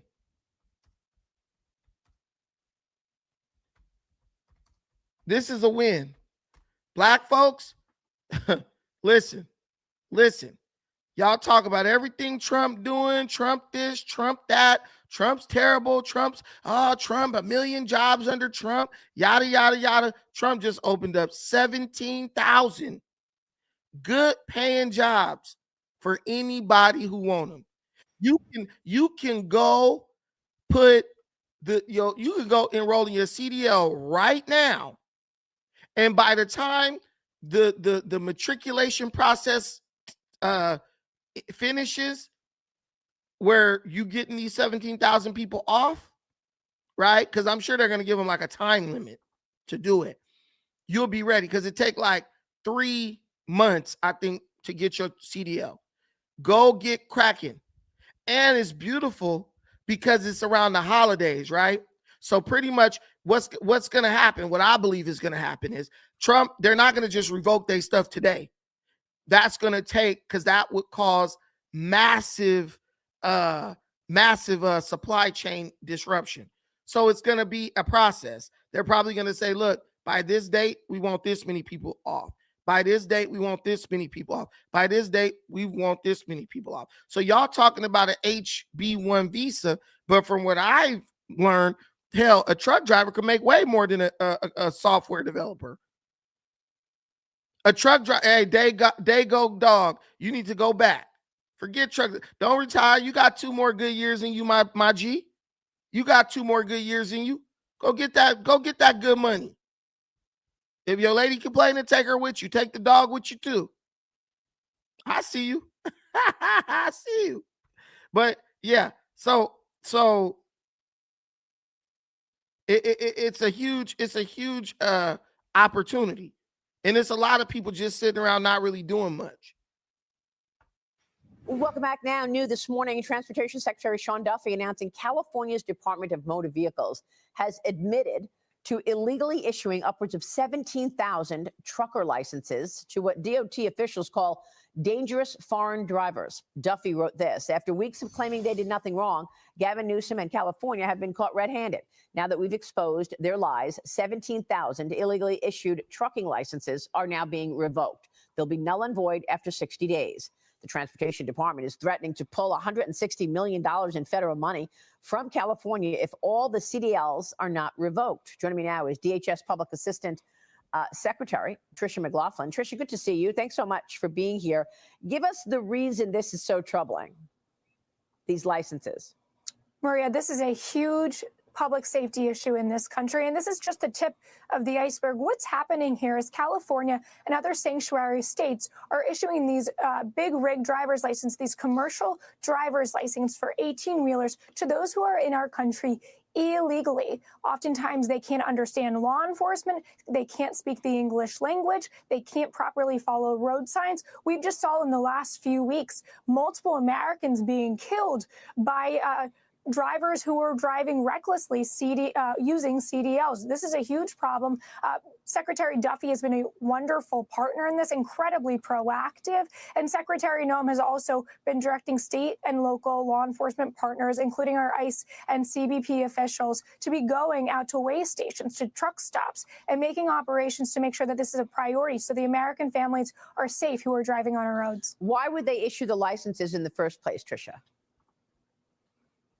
Well, in the state of California, it is actually illegal for the California Driver Association to ask these individuals if they're in the country illegally. So it's incredibly reckless policy. It's not just dumb, it's obviously deadly. And we've seen that time and time again. And innocent Americans are really getting wrapped up in this. Well, they're trying to fight President Trump at every turn. I mean, a federal judge is considering releasing hundreds of illegal migrants arrested by federal agents in Chicago. The National Immigration Justice Center is arguing that these illegals were arrested in violation of a consent decree in state law. Meanwhile, a local Chicago gang reportedly putting their own target on federal immigration officials. Tricia, what's being done about all of this in Chicago? Well, we will fight this at every turn. The fact of the matter is they are putting the Chicago public, the American public, at risk with these insane, asinine overturning and trying to turn back these migrants back onto our streets, many of which are dangerous criminals. But the fact of the matter is we've arrested in Operation Midway Blitz over 3,000 illegal aliens, many are whom are child pedophiles, MS-13 gang members, known or suspected terrorists, murders, truly the worst of the worst, Maria. And so this federal judge is trying to overturn that good work, undermine the will of the American people, and put the American people at risk. We will fight that at every turn. But the president just yesterday, he truth socialed some of the remarkable statistics that Secretary Noem and our law enforcement officers have been able to achieve out of Chicago in just the short time we've been on the ground there. Carjackings are down 48%. Homicides are down 16%. In Chicago, robberies are down 35%. These are remarkable statistics, and that's not because of J.B. Pritzker, and it's not because of Mayor Brandon Johnson. It's actually the opposite. They've been obstructing our law enforcement, they've been undermining them, and they've been vilifying them. Regardless, our law enforcement wakes up each and every single day to make the American people safer and enforce the rule of law. Well, you've got a Mexican illegal now in custody for firing shots at Border Patrol agents in Chicago's Little Village neighborhood. DHS reporting that the suspect was convicted of aggravated unlawful use of a weapon and use of the vehicle. And Kristi Noem, the secretary, is taking aim at Illinois Governor J.D. Pritzker. She wrote on X, "This is a battle between law and order, good and evil, and we will prevail." Since the start of Chicago's Operation Midway, crime has plummeted. Carjacks are down 48%, robberies, shootings, homicide, all down as well. And a Border Patrol commander in Chicago reportedly is planning to leave the city this week. Tricia, tell us more. We will remain in Chicago. We have ICE and CBP officers there. We've seen fantastic results under President Trump and Secretary Noem, and we will continue to bring those to Chicago and other sanctuary cities across the country. But what we've also seen in Chicago, like you said, those violent crime rates have been plummeting. But J.B. Pritzker and Brandon Johnson really should be saying thank you instead of the obstruction and the violent language we continue to see out of them. But it's not just that. Think about what our law enforcement is also facing. Just on Saturday, you mentioned there was a shooting involving an illegal alien from Mexico. We also saw violent mobs who were throwing bricks at our law enforcement, throwing paint cans at their vehicles. They were assaulting law enforcement, and still our law enforcement stopped. They didn't slow down. They continue to arrest those violent criminal illegal aliens because they know the mandate of the American people and the people in Chicago. They want them there. They want their cities safe, and they want their freedom back.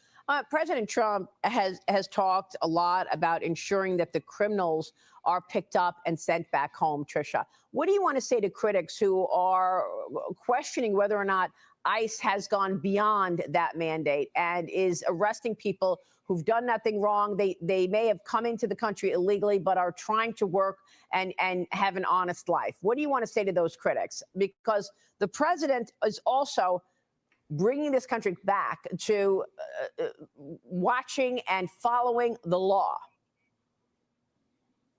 Well, the facts are on our side, Maria, and the facts are on President Trump's side. The fact of the matter is 70% of those illegal aliens who have been arrested under this administration either have pending criminal charges or prior criminal convictions against them. But also, Maria, I think that those critics are forgetting these illegal aliens have a choice. They didn't just make a choice when they illegally entered this country, but they have a choice today. They can decide to leave now, get a $1,000 exit bonus and a free flight home, potentially preserving the opportunity to return the right way, or they can stay here, they can be arrested, they can be deported, and never return back to the United States. I think it's a very generous offer of the American people of President Trump. It's a great point. Tricia, good to talk with you. Thanks so much. We'll be watching your work. Hey, that was a really good report. I didn't even want to interrupt it. It was so good. But you see what's going on. I mean, it's like when one, and I'm just using this is like what I say. Like I'm using this as like an example or like to make a point. When one door closes, another door opens. These are things we've known since we were children. People talking about there's 1 million jobs that were lost in America, right? Mostly in the tech sector, obviously. But bro, 17,000 jobs just opened up. You can go sit up at sit in a cubicle all day, typing on a computer, waiting for somebody to drop money in your bucket, or you can go hit that open road and get it on your own. You telling me we don't got 17 hungry people in America that want to work? Of course we do. 17,000 hungry people in America that want to work? Of course we do.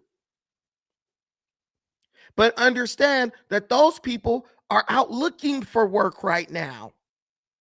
They're looking for work right now because there was 17,000, the truck drivers.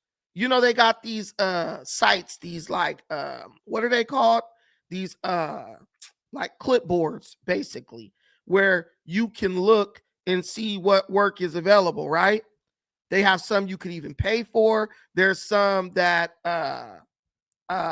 there's some, I guess, that are free. Load board. KP from Casey, a load board. Thank you for that, my brother. Okay, could you imagine how many loads are going to be on those load boards? And it's holiday time too, bro. It's time to eat. It's time to eat. We like lions right now on the Serengeti during the migration. The food is there. Just go get it. But they're spending all their time to keep you. They're working hard every single day to kill your desire to go get it. They want you to be like, nah, it's easier for me to sit here and collect SNAP benefits.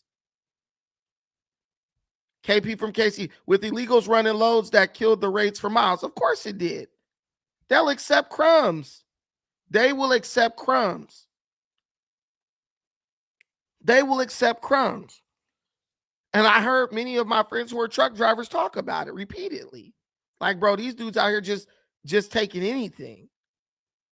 They out here just accepting any old pay. How do you expect to make a living competing with somebody who'll work for a quarter an hour? You just can't. What's up, my brother? We got the truck drivers calling in. Truck drivers call in. I wanted to tell you something as far as that trucking. You get 70 hours a week to work, right? On trucking. Right. Based on DOT regulations. If you're an illegal, you don't log anything. They just run. So that way, if they just running like that, passing all the scales, doing all those type of things, they running at a cheaper price. So that runs the rates down. And after they run the rates down, they run the brothers out of business. And what happens to them when they're caught just running? I don't know what's going to happen to them if they call, because if we was caught, we'd be done. I know what happens to us. Hey, let me tell you this. I'm going to tell you a quick story. When I was 19 years old, an illegal immigrant hit me, straight T-boned me. I was going through a green light. Bro had a red light. Bro, actually, he didn't T-bone me. Bro knocked off the front bumper of my car, hit me from the side. I chased this fool, caught him in an alley, start whooping his ass. When I'm whooping his ass, the cops roll up on us. They take him, sit him on the curb. They take me, sit up on the curb, right? Sit me up on the curb. Bro did a hit and run. There was 2 people who actually followed us when I was chasing this fool through the streets. And they pulled up, as the police was coming up. And it was an Asian lady. She got out and she said, he hit his car, like he hit him. And he tried to run. I said, yeah, bro hit me. And he just took off, right? Do you know they let this dude walk away? They just said, hey, go home and let bro walk off. And I said, okay, so if I'm a licensed driver and I do a hit and run, that's like a felony, right? So I'll go to jail, get arrested, have my car impounded. But because bro is an illegal alien and he don't got no license or no documentation, y'all just go. It's like he doesn't exist. He just gets to walk away. See, California been having these little sanctuary city bullshit. They've been having that where they don't, on what they would consider minor offenses, they don't put them in jail because they could be then reported to the ICE or Homeland Security. So I totally understand what you're saying with they pass the scales and get arrested. And depending on where they are, the police will probably just let them drive off because that's what they've been instructed to do. Go ahead. And another thing is, if you're running your own trucking company, you have to have all these insurances that we had to have and all these things that cover this. So that automatically, all the inspections, you got to have a DOT medical card. Every 2 years, you got to certify. Unless health-wise, you got to recertify every year. So they're bypassing all that stuff. You can't even drive. I remember a guy, he basically went broke because he had high blood pressure and they wouldn't let him get his license renewed. Right. So you can't renew your license because of health issues if you're an American citizen, but you're going to let some illegals run all over the country in tractor trailers. Man, it's really crazy. And it's also crazy too to have people vouching for this, especially black people in America that vouches for these people because they have this empathy chip in them and that they know that we never got nothing for fighting for other people. Never. You've never got nothing for fighting for other people. Not a single thing. And let's be real, it's mostly black women doing it. I mean, you might catch the occasional black man, but it's black women because black women feel like, they're accomplishing something. They feel like when the Democrat Party accomplished something, they accomplished something, even though the more the Democrats accomplish, the more they lose and miss out. So, but yeah, and they not worried about truck driving like that because they trying to go and work in the medical office and stuff. So it's a lot of like people will scream community and this and that, but people are really individual minded. They only care about as long as it don't affect what they're doing. Yeah, they really are. Black women want to run up they want to lead the nation in wasting their money, giving it to these damn colleges and kill everything that don't require a college degree. That I've heard black women say that it don't matter because if it don't got a required degree, it ain't this, that. And it's like, no, man, truck driving is a very lucrative profession. And it's very necessary for all the damn Amazon packages that they order. Exactly. For them wigs. Them wigs and that body butter and that stretch mark removing cream and stuff y'all love getting off Amazon. That's a truck is bringing that to you. But people just don't understand supply side, like supply and demand and transport. So that's how I even knew that it wasn't going to be like an immediate revocation. I knew it was going to have to take time because they're not doing that shit around Christmas. Too much money would be lost, right? So look, a plate of dog food been set out for you. Either you're going to go get it or you're going to sit up and complain. But I'm saying, look, for someone like me, that's like a Christmas gift. For somebody like me, that's like a Christmas gift. Because now, I'm going to actually tell my bro about this shit. Bro needs to get in that truck. Why he bullshitting. I'm going to call him soon as this show is over. Get cracking, homie. Go get that CDL. He got a great driving record because he loved driving. I'm going to drive. We gonna fly somewhere. I'm gonna just drive. He liked driving and he really protects his driving record and he got a TWIC car, bro. Good. So the opportunity has been presented. The opportunity is there. What are you gonna do with it? What are you gonna do with it? And then the crazy part about this is California got busted doing illegal activity. No one wants to talk about that part. California got busted doing illegal activity, and nobody wants to talk about that. What in the world is going on?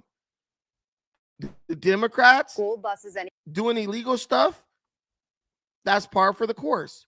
If they ain't cheating, they ain't even trying. But now what do you have to say? Oh, Trump's a criminal. Trump's a that. Trump's a that. Hey, if Trump is a criminal, he's a criminal on an individual level.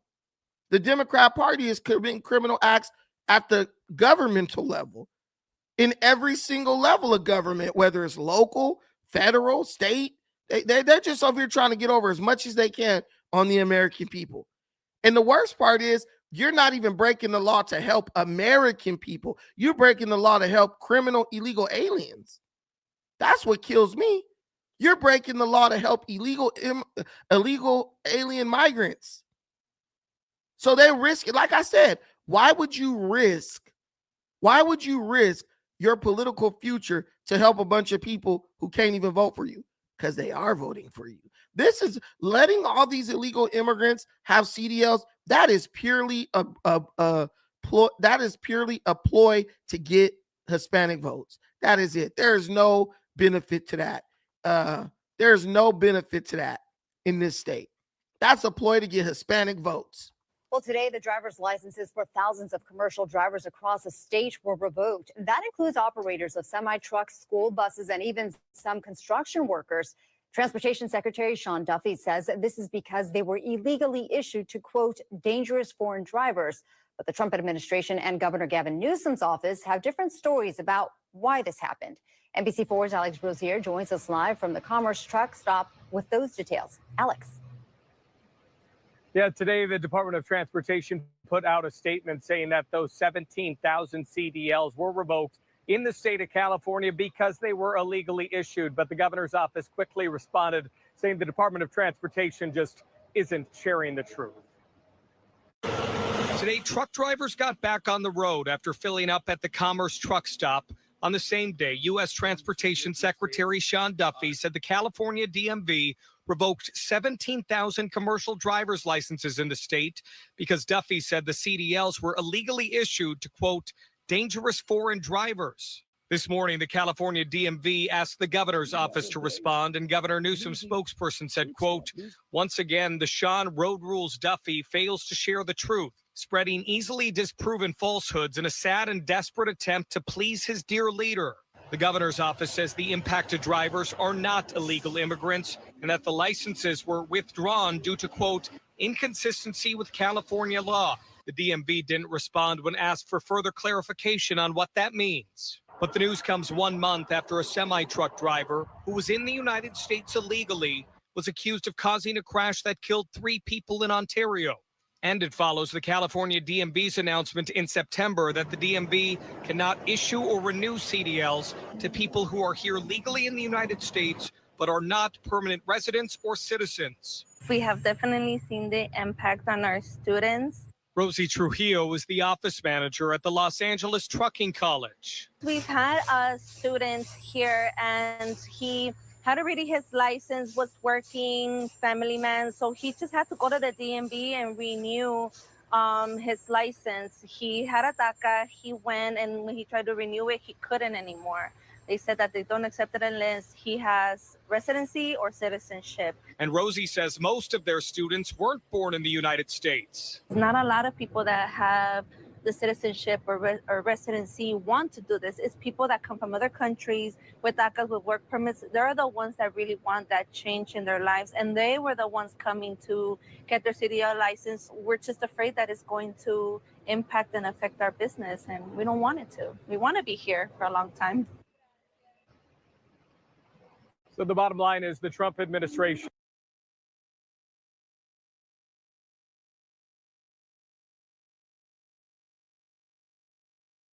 Rosie is definitely an American citizen, but look how she talks. Well, we want to be here. It's we. See, they feel a connection with these people that goes beyond nationalistic. They're Mexican, whatever they are. That's what's important to them. The United States is just a place to come get money and send it back to Mexico, right? She said, we know, Rosie, me and you are we. We are illegal Americans. but she feels more of a connection with the illegal Mexican immigrant than she feels with her fellow Americans, because that's the third world mindset. It's always us versus them, no matter what. I've seen situations where every Mexican on the job walked off because one Mexican got fired or one Mexican got written up. That is literally the mindset. But if you're not coming here to assimilate into American culture and be a part of what we got going on here, then why are you even here? Why are you even here? So you could work the system instead of building a system of your own? Of course that's the case. Of course that's the case. Because guess what? There are people in Mexico who are trying to build Mexico into a better country for everybody. There are people there who are fighting to save their country the way Americans, MAGA especially, is fighting to save this country.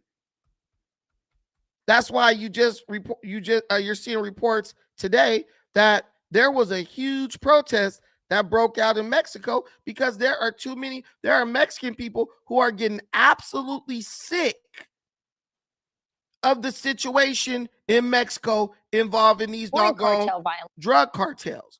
This situation with the cartels is getting out of hand. The cartels are picking who's going to be president and who's not going to be president. They literally just assassinate the competition to the person who wants to be president, right? Leaper Ghost never will come up. So MAGA wants to destroy the country from within. Yeah, I'm definitely MAGA, and I don't understand how I'm destroying the country from within, but okay. But see, this is who the Democrat Party wants in America, because they know that if you let the cartels in, it'll create chaos, right? It'll create chaos even quicker, and then they could come in with the authoritarian crap. Massive protests breaking out in Mexico City. More than 100 police officers were injured in these violent clashes outside of the National Palace. The unrest follows the assassination of a mayor who had criticized Sheinbaum's approach to fighting drug cartels.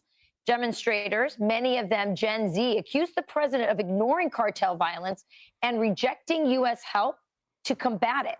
Leonardo Falcon and Ignacio Gonzalez are here. They have a podcast called the Leo and Nacho podcast in Mexico, and we've had them on many times on Fox Noticias. I'll start with you, Leo. So look what's going on. A mayor criticized the president, right? And he was killed by the cartel. But didn't I tell you way back when Sheinbaum was elected that she was literally the presidential choice of the cartel? That's why 30 of her opponents were murdered before the election. They killed off all the competition in Mexico. And y'all, and we got people in this country, right? Understand, we got people in this country who are like, yeah, we need to bring in more of those type of people. People who sit up and let the cartel kill off 30 of their presidential candidates. It's millions of people in Mexico. The cartel don't got enough guns and bullets to fight off everybody in Mexico. And you have the Mexican army, which if Sheinbaum turned them on the cartels, it would be a rout. The army would wipe the cartels out or incorporate the help of the United States government, and they together can wipe them out. Sorry about that, guys. They together can wipe them out. Sheinbaum doesn't want to get rid of the cartels. And can I tell you guys what Sheinbaum's political position is? I'll ask you guys the question. Is Sheinbaum a capitalist or is she a socialist? Let's go. Let me ask again. Is Sheinbaum a capitalist? Or is she a socialist? Everything gonna be free. We gonna give everybody everything they need. We all gonna be good, and it's gonna be a fairy tale land. She's a bloodthirsty socialist because that's what comes with socialism. Death. Death comes with socialism because the socialists, once they gain power, they're gonna keep it through violence. When their policies fail and somebody speaks up like, hey, yo, this crap didn't work. Oh, no, kill him. Kill him. Muerte. I don't know how you say kill in Spanish. But you better send them to Dios de los Muertes. That's what they do. Socialism always works because you just kill anybody who doesn't think that it's working. Oh, they starving? Slaughter them. That's what Mao did. That's what they did in Russia. Send them out to the worker camps so they can be slaves, right? Trump declared war on the cartels. But, obviously he can't violate Mexico's sovereignty. If Mexico says on this side we want to keep the cartels operating and up and running, it's nothing really Trump could do about that. That's why he's going after the Venezuelans who bring it across the water into America. He's trying to cut it before it even get to Mexico. But this is the way it works. But these people, they voting for a free lunch, right? They this is the equivalent of saying, damn, it's hot in here. Open the door, but it's a bunch of wolves outside. So you hot, and you so hot. Oh, it's hot in this house. Woo! I need to open up the door. Well, there's a bunch of hungry wolves outside. If you open the door, they're going to get in and kill you. Yeah, but it's hot. At least I'll get a moment of a cool Caribbean breeze before the wolf tears my throat out. That's literally what these people are doing. All in the hopes, the carrot on the stick. The carrot on the stick.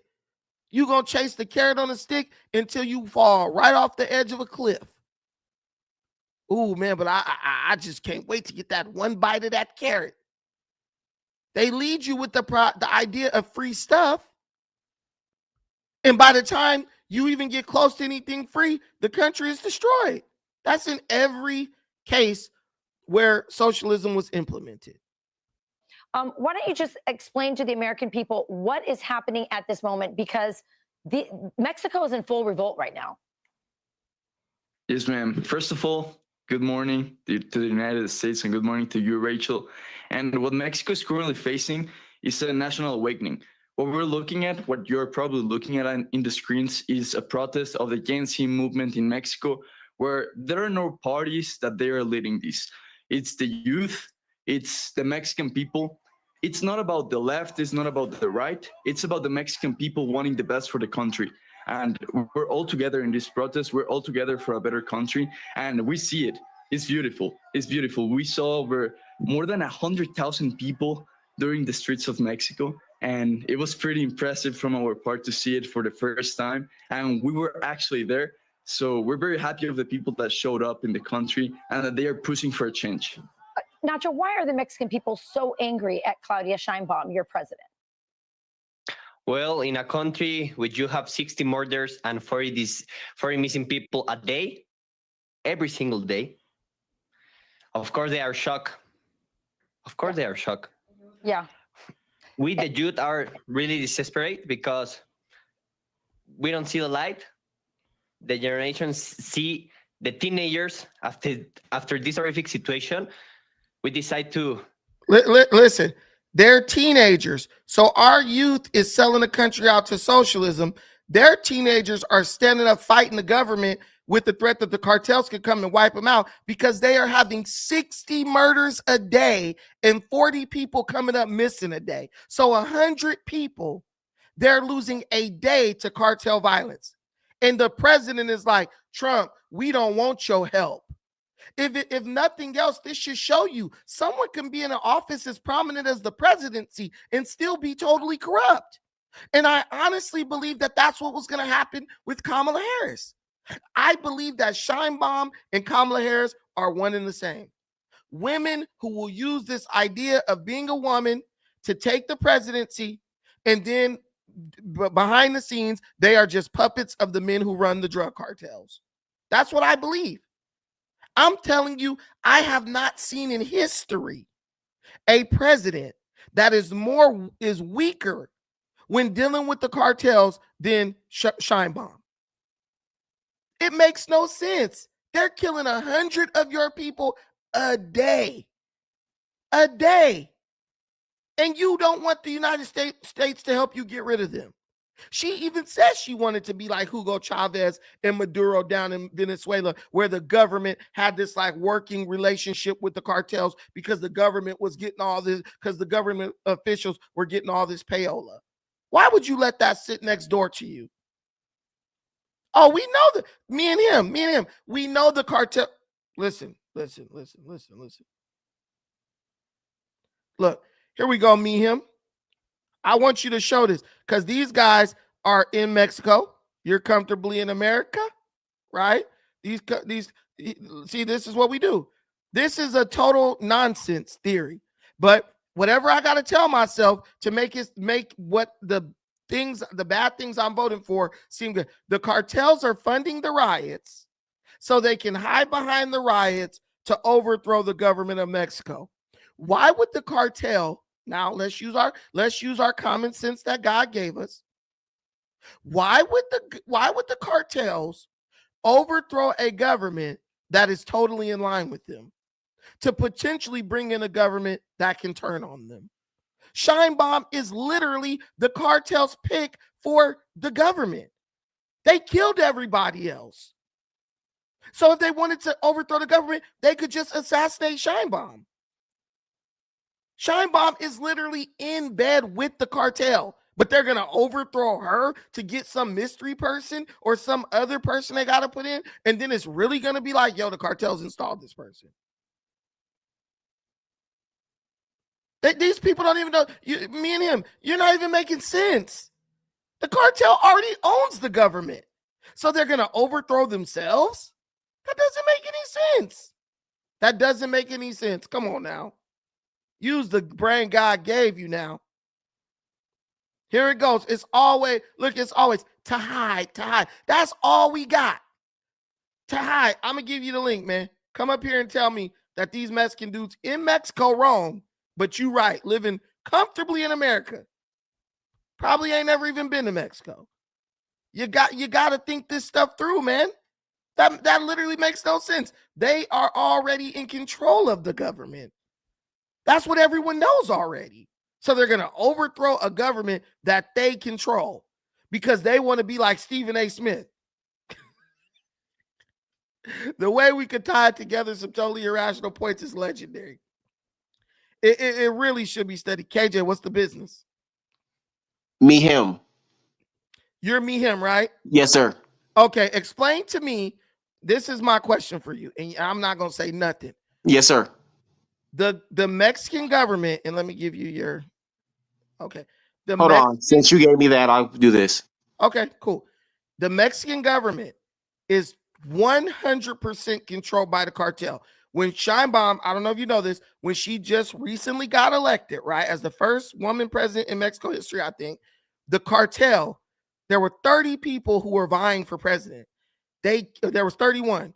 They killed all 30 except her. Now she's gotten on stage and said that she wants to have a relationship with the cartels like Maduro in Venezuela and Hugo Chavez before him have with the cartels. Why would you get rid of that person? And if you do get rid of that person, who are they going to replace her with? Well, I don't know who they will replace her with, but I will say this.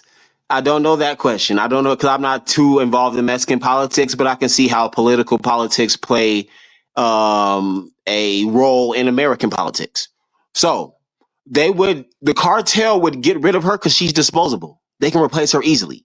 The reason why I say that is because you will catch the same people like the Democrats in America. They just won't go away. They hide behind different banners. So now the cartel is now the independents. So you catch these Democrats. Well, I'm not a Democrat. I'm independent and I'm fighting for a different cause and I'm really for the people. So they would get rid of her because she's exposed herself. So now they can replace her with somebody else who's fighting more for freedom. And it will more than likely be somebody younger, a lot younger, at least by 20 years. It could be somebody younger. I think there's an age requirement in Mexican politics. Do you know the age requirement? I could you Google that? Yeah, okay. right now for you. Thank you. I'm still not seeing it. Sheinbaum is the socialist. She's all the way Exactly, but she's left. exposed herself. She's been exposed, and now they see that that's not a winning strategy. How did she expose herself? That's what I'm asking. How did she? The same way that Kathy Hochul said, "I endorse Zoran Mandami," and that's not politically smart to do. It doesn't win you elections because the whole goal of it is to win elections. Because if you win elections, then you can control the country that way. No, you don't have to win the election in Mexico. They kill everybody else, and you're the only one left. That's what But they did with her. politically, That's because what I'm now saying, they can hide behind because didn't Trump designate them as domestic terrorists? Right. as So if they get terrorist new period. leadership in to be more moderate and they can act like they're more strict on that, then they can hide behind Now being. I see what you're saying. Now 'Cause I it's the see what same you're way that saying. Stephen A. Yes. Smith. It's the same way that Stephen A. Smith is being like, I'm a moderate. Now he's criticizing the Democrats, but at the same time, he's still telling you, I'm always going to vote for Democrats. I'm always going to vote blue. My brother, I understand where you're coming from now. At first, I was like, I get it. So what you're saying is now It's that the long play. now that Sheinbaum has exposed that she's in favor of the cartels and she's in bed with the cartels, now they get rid of her, bring somebody in who at least pretends to be fighting against cartels to kind of get the smoke of the United States off their Because back. if that was really the case, did Mexico just now get tired of the cartel overrunning them? Or did the cartel just now give them permission to do the shit? Now you got the enforcement to actually go overthrow a palace. Hey, listen, that's a legitimate, your angle is a legit theory. Like, I'm not gonna I'm argue talking with war it. strategies. No, I get it, but it's legitimate. I understand where you're coming from, and that's something that we're gonna have to wait to see. But hey, that is an angle that I didn't consider. Yes, they can do the control. It's Hamas. It's Hamas, and now they hide behind civilians and say, you're starving us. But when you feed the civilians, you feed the fucking terrorists. Hey, this is good. This is good. Hey, honestly, that makes They've a lot of adopted the sense. strategy. It's actually spread because of the mass open border immigration system. And now that's why you have that. That's why you even have Mexico saying they don't want immigrants because they've immigrated so much. They probably got fucking Indians and fucking like Iranians in Mexico. They do have them over there. Exactly. And who do you think they operating with? The fucking cartel who wants to overthrow America. This is a nasty play. This is a nasty work. This is nasty work. No, seriously, for real. And it's a threat because it's right next door to America. And who's doing the overthrowing? The youth. The same college fucking idiots that we got in fucking Harvard and all these campuses. I was just now they about feel to say involved. that. And guess what? These dumbasses in America think? They think we fucking stole Mexico. Right, yeah. Hey, but that's true because if you do want to truly overthrow a government, you always just use the youth because they're the most impressionable. They have the least knowledge of history. And they think they think you stole a whole country. They didn't think there were no peace treaties. They didn't think there were no wars fought. They didn't think there was no money exchange. They didn't think that actually Mexico was actually colonized. They don't even know Mexico was colonized. No, seriously, Mexico was colonized by the Mexicans who were killing all the indigenous people. Spaniards, exactly. And they were killing off the dark people. The first Mexican president was black because they knew that's how they had to use the fucking black people to, like, bro, socialism is black. I mean, you could say slavery, you're always the victim. Like, bro, like, I'm just telling you, this cartel shit, these motherfuckers are in bed with the Middle Easterns, bro. They have, I believe it. Like, it's just nasty work what's happening right here. It's nasty work. And the media is broadcasting it. That's why we just need to, and that's why I really like the fact that Trump shut down the border because it's Shut that shit down. Shut that shit down. Because you don't know who's coming over there now. But I would love to see if your theory plays out. That's good. That's something good. That's food for thought. Let's see. Let's watch it. I don't be bullshit thoughts, bro. I don't be bullshit thoughts. I'm not a conspiracy theorist, bro. I think like Sun Tzu. I think Stoic man. I think like Roman theories. I think like shit like that where you don't even know it's fucking bothering me, bro, until I fucking bust you across the head. And I should never been that close. Hey, the thing is, look, notice how I gave you the link. You popped up, you was ready to talk and chop it up, and I put my face on camera. Yeah, and you were there to articulate your idea, and that's what I try to get people to understand on the internet. People who have a real thought, they don't mind getting up to share the thought because they've thought it out. Other people like PP Bob, they're just throwing stuff out, seeing if what they throw out can get you to hear what they hear in the news. He could be involved in Epstein files. Like, bro, stop. There's no evidence. There's no like trail leading to that. No, seriously. But All yeah, right, thank you let for me- having me up though again, no, bro. I appreciate you. No, hey, thank you for coming up. Hey, let's get to these podcasters, these Mexican podcasters. Let's see what they say with our new found theory that we now can entertain and see if it turns out to be that. To protest, Yes. not with a flag of any political party, no, because they are killing us. Yes. That's the reality. Okay, so what do you believe that Claudia Sheinbaum is complicit in this? We've had senators on here, Senator Lily Tejas, who bravely said Mexico is indeed a narco state, and she said that Claudia Sheinbaum and her Morena party, the political party she belongs to, is in business with the cartels. Is that true in your opinion, Leo? Well, when we look at what Nacho just mentioned, when we look at 60 murders, 40 missing people every single day, the narco state of Mexico makes it pretty obvious that there's some things going on behind the curtains in the Mexican government. Yeah. This is sad, but what we look at here in the protest is that there's actually a noticing. There's actually a noticing of all of the Mexican youth, of all of the Mexican families, that they are saying, how can this be happening? And when you have such a big amount of the population mad, upset at what's Something's happening in the going on. country, Yeah. something's going on. And Yeah. that's when you have a protest like the one we had yesterday. Yeah, absolutely. And by the way, people should understand, not only was that mayor murdered in public with his wife and his child there, but then a few days later, another mayor was executed. He was actually decapitated, his head placed on the hood of his car. This kind of stuff happens all the time. It's totally normalized in Mexico, and the Mexican people are sick of it. Now, President Trump, Nacho, has said, I'm going to take on the cartels in Venezuela. And of course, they're a transnational network. And that includes the cartels in Mexico. He has gone to Sheinbaum and said, will you help me? But her help appears to be very superficial, not real. What do the Mexican people want, Nacho, especially Generation Z? Because Generation Z is the one who is sort of fueling this protest. In fact, Claudia Sheinbaum printed out the names of all the Gen Z influencers like yourselves who were encouraging people to come out and protest, which is like putting a list out for the cartels. So tell me, do the young people like you want the help from President Trump's administration and from our military? The Generation Z want peace.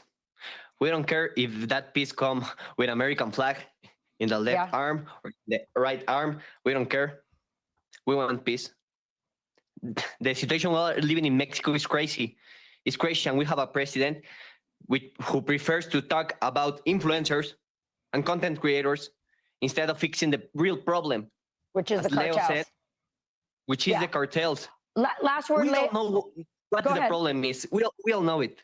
But Yeah, you know that she the prefers problem. to look the other way. Correct. Last word, Leo.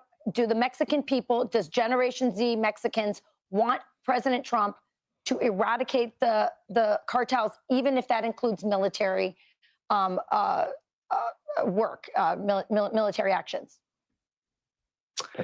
I think that's a great question, Rachel. And I think this question works for every single country that is facing such a big and important problem, such as in Mexico.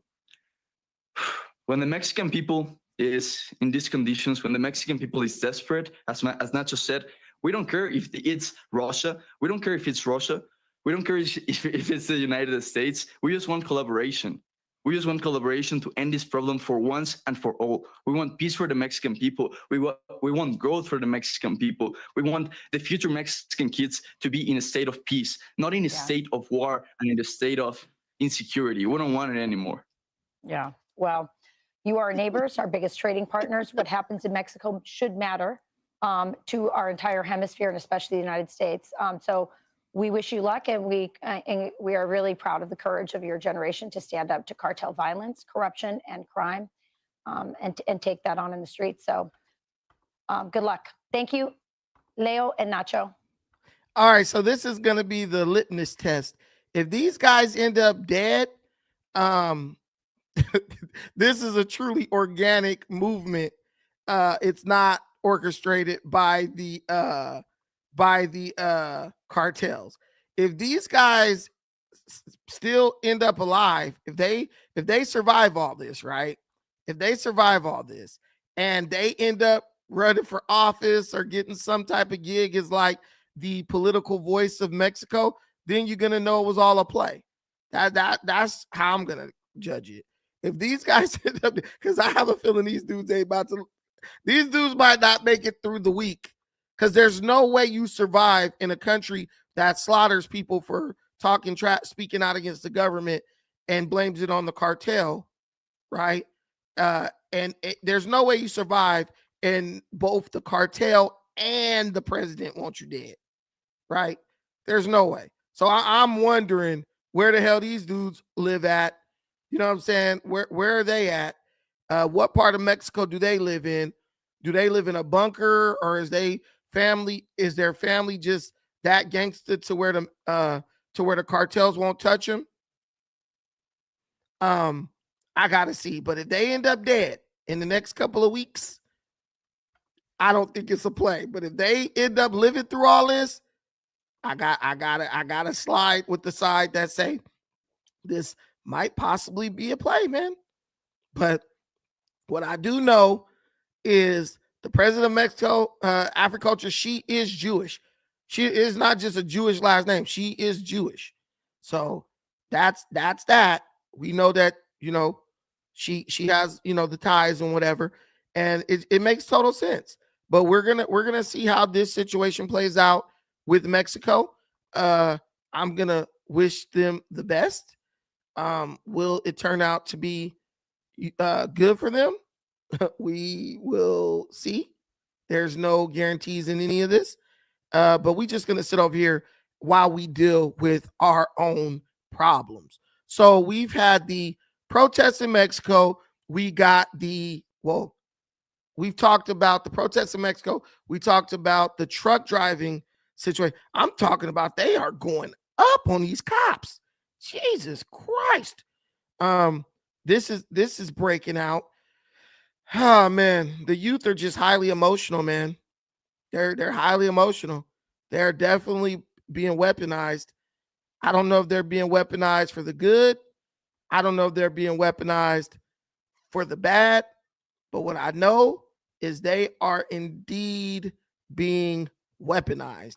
And we are going to have to wait and see if their cause is righteous or if their cause is, orchestrated in towards the negative. Beyond that, oh wow. So we got a breaking story right here. What the hell? Okay, so there's some crazy stuff coming out over here. Okay, so I'm just kind of perusing different stuff to see if we can hop on any of these stories early, because it seems like, do you guys like it? Let me just ask you as an audience. Let me ask you as an audience. Do you like it when I stay on one story for like an hour, or do you like it when I run through several stories within the hour and a half segment? Because I could do that.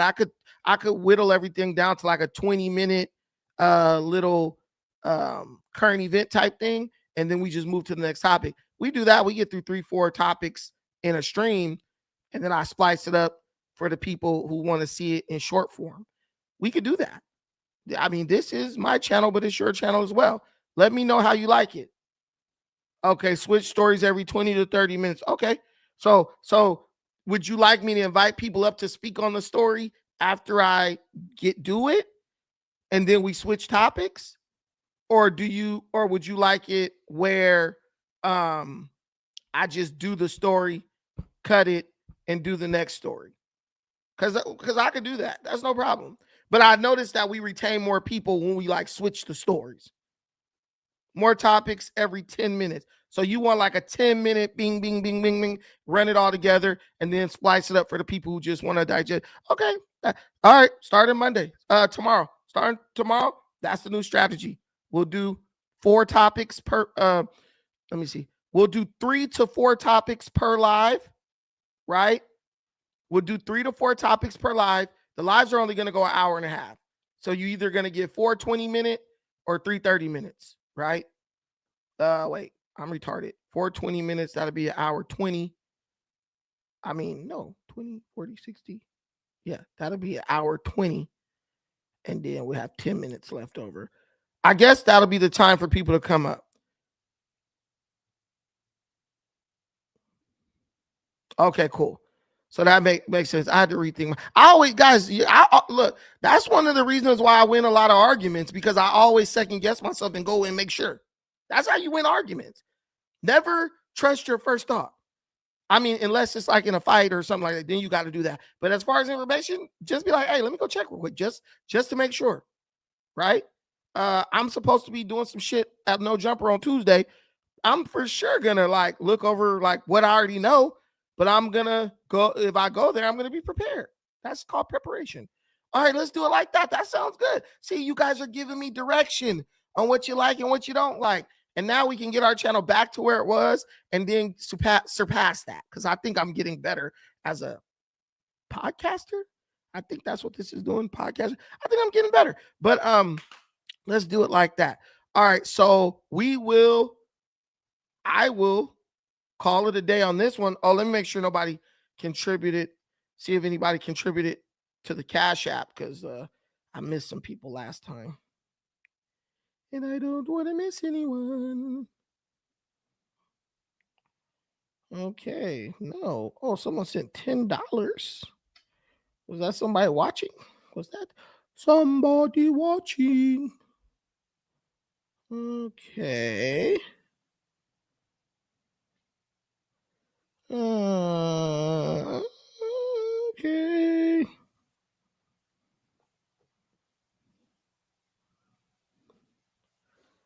Oh, shout out to my girl Michelle for the $5 holler. I see you, girl. I see you, girl. November tithes. She says she's giving her tithes and offerings for November. Thank you so much. Thank you so much.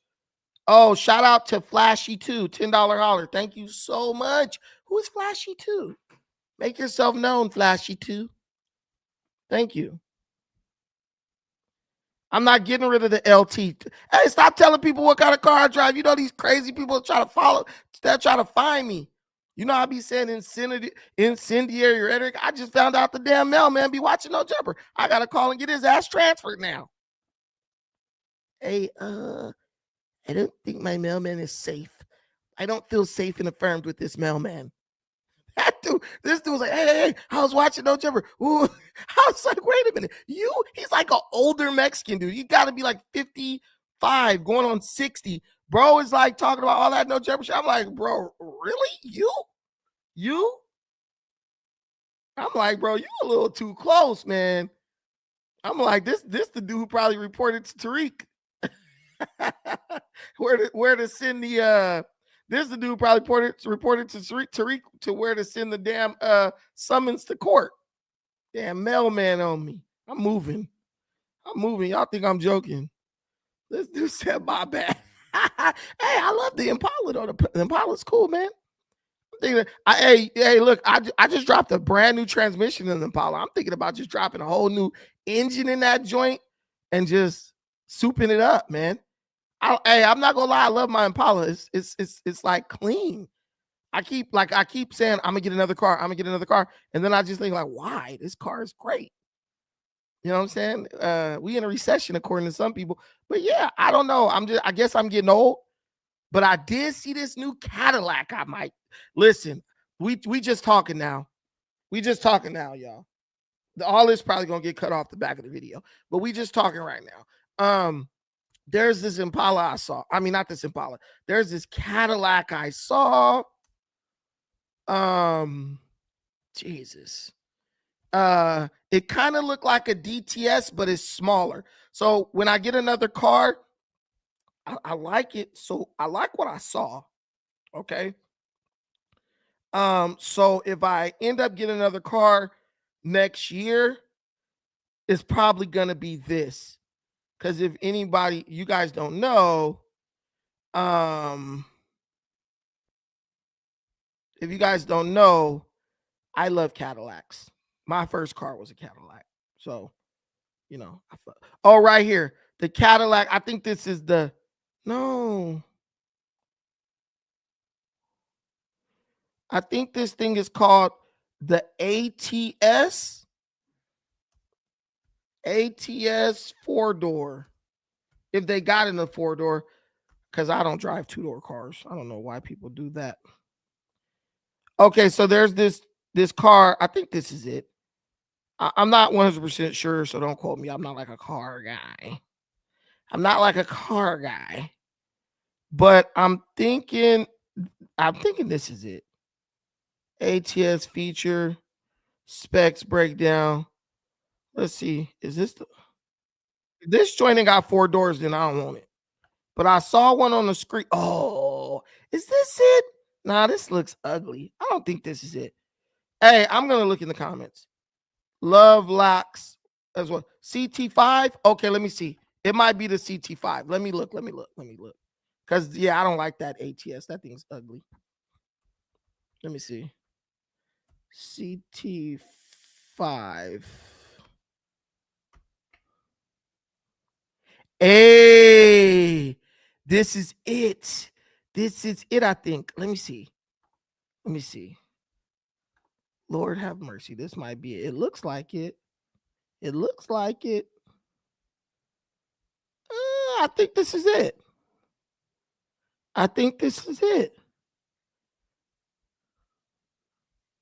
Let me see. I'm going to share it with y'all right now. Don't trip, Crips.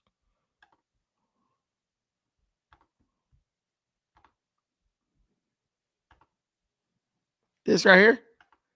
I think this is it. Let me see. Because I saw one. I was downtown the other day and I saw this Cadillac and I was like, yo, this is clean as hell. We're getting a facelift for the exterior and interior. Cadillac is the last American manufacturer in the luxury segments that's still building cars. Today, we'll be taking a look at the premium luxury for the CT5 and check out what is brand new for this model. Just from the outside, it's stunning, really has some striking looks. Man, I want to but see also motherfuckers for the drive. I don't interior, know you now have technology that could very well compete against the BMWs, Audis, and Mercedes-Benzes of the world. And today, we're going to find out what this car is offering under $60,000. Now, before we get in this video, I want to give a huge shout and thank you to Cadillac of Norwood in Norwood, Massachusetts for letting me come down here to check out the new CT5. Their link will be in the description below, so you can check out their extensive Cadillac inventory. As usual, let's begin with pricing. The model we have today is the premium luxury, coming in at just under $49,000. If you are taking notes at home for 2025, you do no longer get the luxury trim. So compared to last year, the luxury trim was your entry model for the CT5, which came in just under 40 grand. Cadillac is now going more upmarket with this model to better compete with the 3 Series, with the A4, also, of course, the Mercedes-Benz C-Class. And we'll get into that in a little bit because you would think that the CT5, with its size, would compete with the BMW 5 Series or E-Class, but that isn't the case. Also, by going more upmarket on the pricing, this vehicle has more standard equipment than you did in the past. So they've really trimmed down on the optional packages, making far more standard. But also, when you take a look at the interior and the technology and everything they're now giving you, there's a reason it now costs close to 50 grand. In regards to dimensions for the CT5, this is where it gets a bit tricky because depending on what you're looking for in your next daily driver, depending on what market you're solely focusing on, you could cross-shop this with the 5 Series, although there's a few reasons why I'd say not so much. And also, of course, you can cross-shop this with the luxury compact sedans, such as the Genesis G7. Ladies and gentlemen, get ready for the I want to ultimate see the American race. muscle car showdown. One side, we have a 2023 Cadillac CT5V Blackwing, a luxury sedan with the heart of a track car. On the other side, a 2022 Challenger wide-body Hellcat, a true and pure American beast. Now let's go see who takes the supercharged showdown.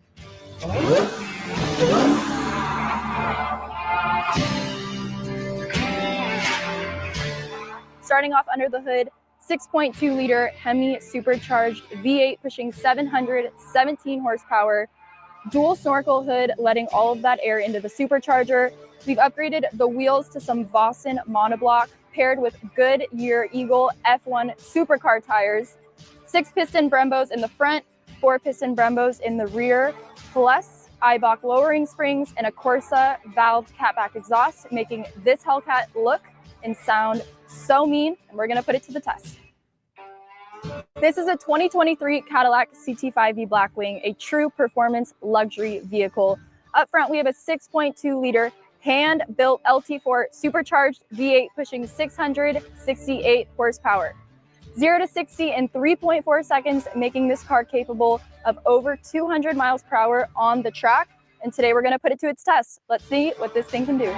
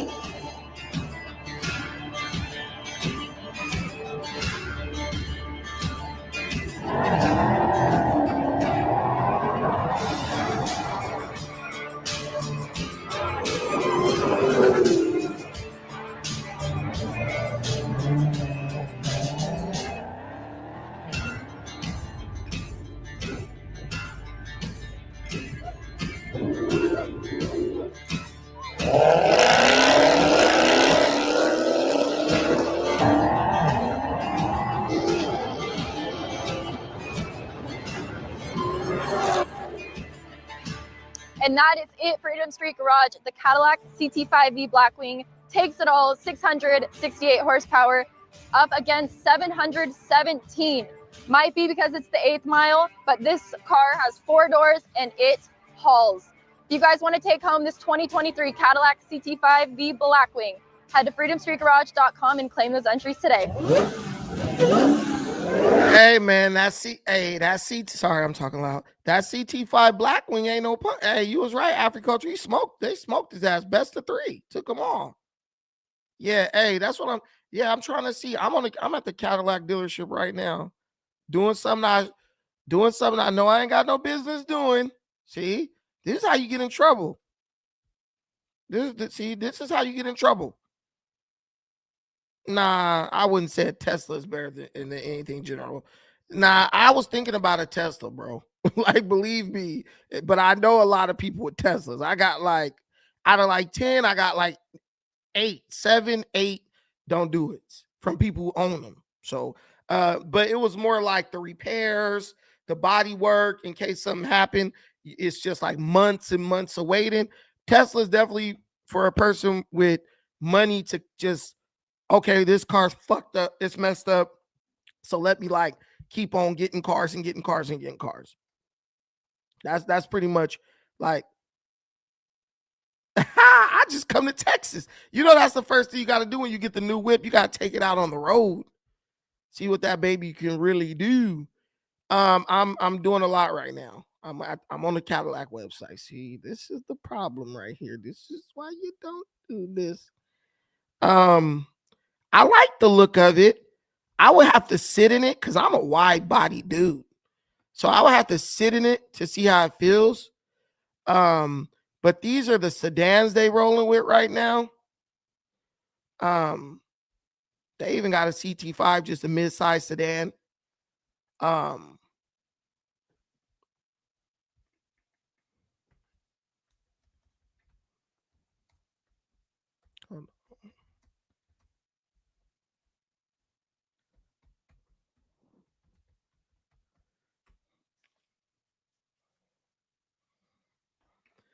So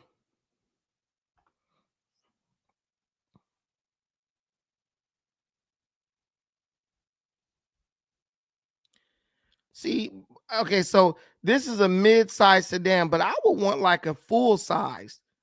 What's the Cadillac? What's the Cadillac full-size sedan?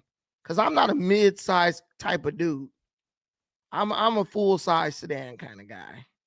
So what full-size sedan is Cadillac making? Y'all know about the cars more than I do.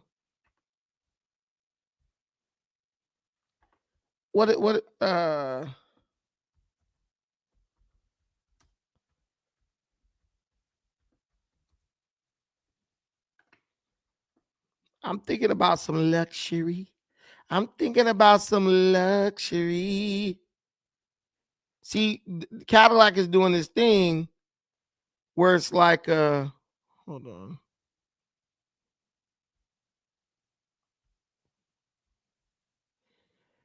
Oh, so Cadillac doesn't even offer a full-size sedan for sale in the US as the CT6 was discontinued in 2020. Okay, the brand's largest current sedan is the mid-size CT5, which replaced the larger CT6 after its discontinuation. Okay, so let me see what a CT6 is. I get an old school. They probably got one new somewhere. Because that's probably what I saw. I probably saw that CT6. Yep, this is what I saw on the street. This is exactly what I saw. Okay. They discontinued the car I wanted. This is what I wanted right here.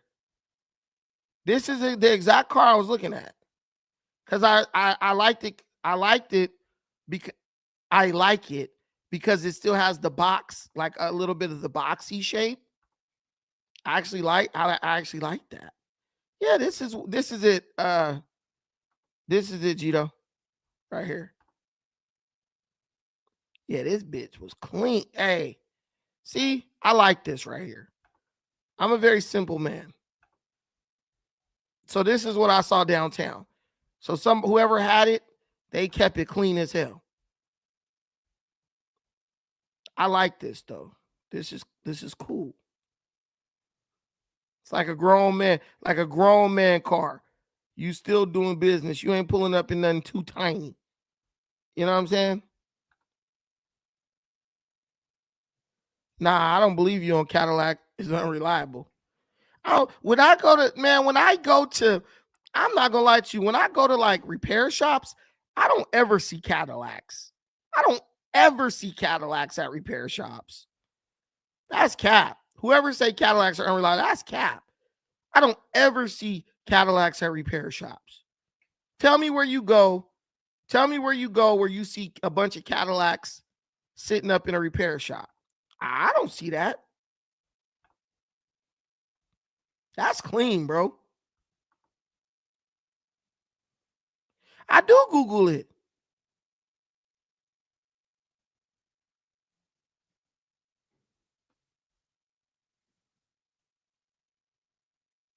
Yeah, them North Star engines were trash. I remember that, the North Star.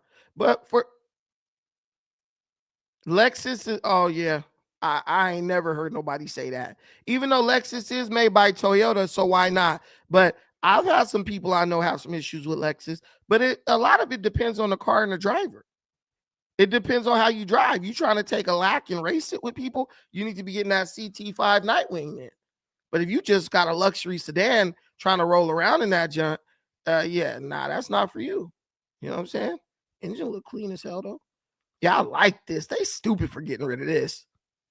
I don't know who maybe it wasn't selling, but whoever made this decision is dumb. This clean. This just wasn't marketed right. And they could have did a little bit of adjustments on the body work, and I think it would, the body style, and it would have went up. But yeah, Cadillac is no, North Star was in the 90s and the early 2000s. What are you talking about? I remember them ugly ass cars. Man, that sucks. I'll give me one of these hoes. This thing is clean, man. What you think about this, Gito? This thing is clean, bruh. I like the backside. The backside kind of give DTS vibes a little bit.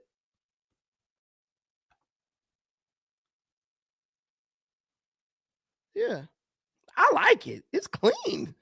The last time they met it was 2020, though, I think. Look at this one right here. Ooh, look at this one. Hold up. This bitch clean. Ooh. Is there a well right here? I'm trying to see a picture of the damn car. What? What the heck? I hate when they do that. Man, I just saw the cleanest white joint. All right, I'm just gonna blow it up right here. Look it. Hold on, let me see. Bro, God, that's clean. I mean, I don't like white cars, but that's clean. That might be the 2019 right there. That's clean. I love that. You could replace the grill. This thing is, that's beautiful. That's beautiful. Now, how many halves can you put in the back of that? This is clean. And that means I got to spend, that means I might have to crack open the piggy bank. That is beautiful. Tell me that car ain't beautiful. That's terrible. They suck. They probably still sell it like where government officials and stuff drive it. Yeah, this is clean, dude. This is just a picture, but this is clean as hell. Damn. Let's go, baby. That made it look horrible. Okay, we're gonna stop while we're ahead. We're gonna stop while we're ahead. All right, so we're turning this back into a news channel. So come over here to get all your news.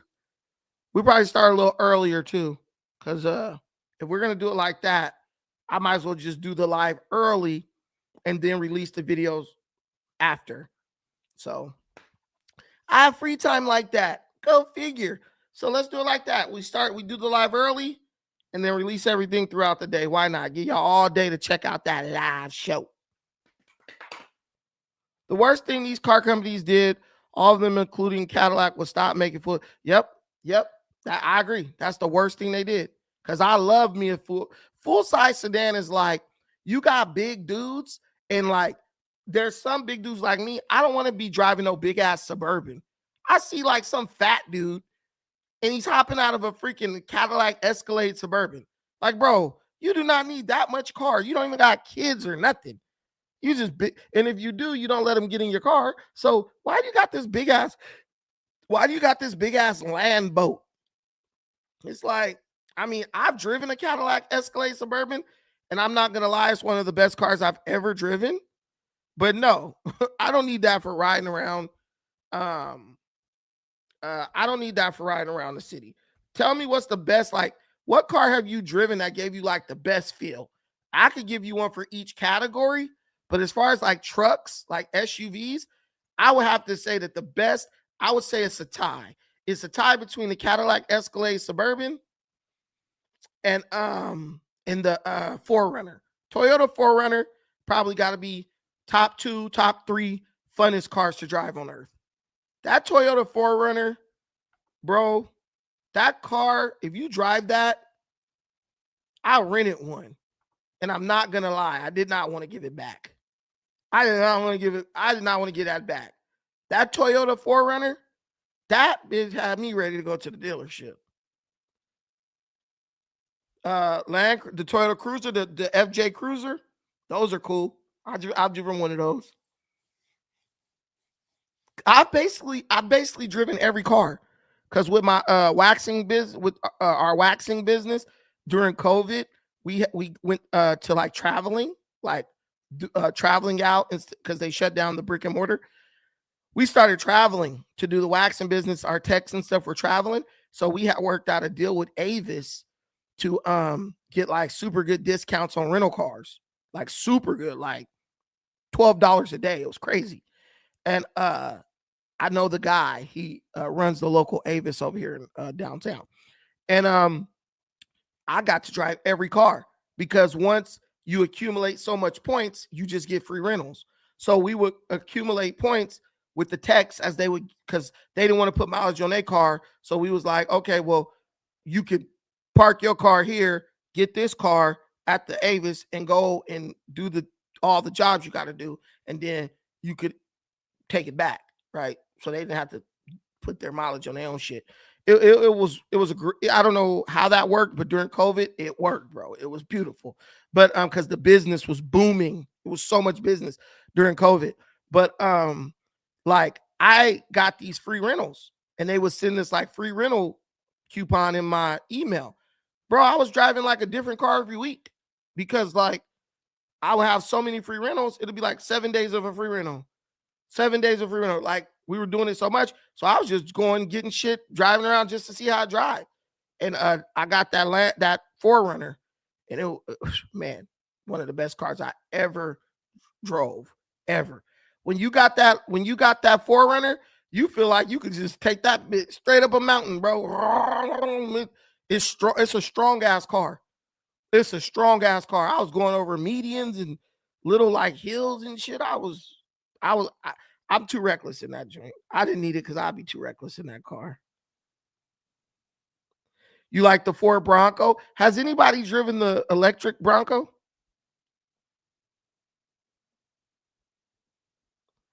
Let me know if you ever driven that electric Bronco. That electric Bronco. I heard that was cool. I'm just not sold on the electric cars yet. Like, I see people charging them and shit. I'm like, I don't feel like waiting for that. I'm too impatient for that crap. And then like some people be like, when you charge it, it end up being the same, like almost like gas, and hell no. What about this Cadillac Escalade IQ? What is that? This look clean, like a little cherry. It's like candy. This Escalade IQ thing it's nice. Yeah, nah. I'd rather fill up in 5 minutes and be gone.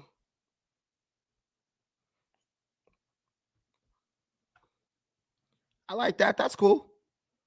Looks like a tank. What's too cute? This right here. Hey, I like the white one with the black grill. Those are hard. We had rented one of these, and when I was getting those rent credits, we had got one of these and we took it to Vegas. We packed the whole family up. My sister, her kids, because it's so damn big. And we hopped in that and we was out. We dipped and went to Vegas. We stayed in Vegas for a minute too. That's why I don't like traveling domestically. I mess around and stay somewhere 2-3 weeks. Like, what the hell? Driver mod, what is that?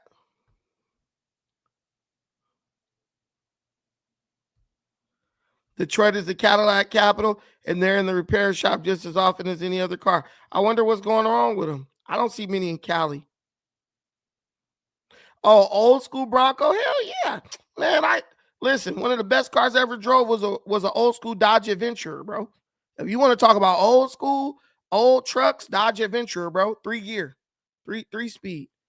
That thing right there, that thing can take on anything. That's a strong ass truck.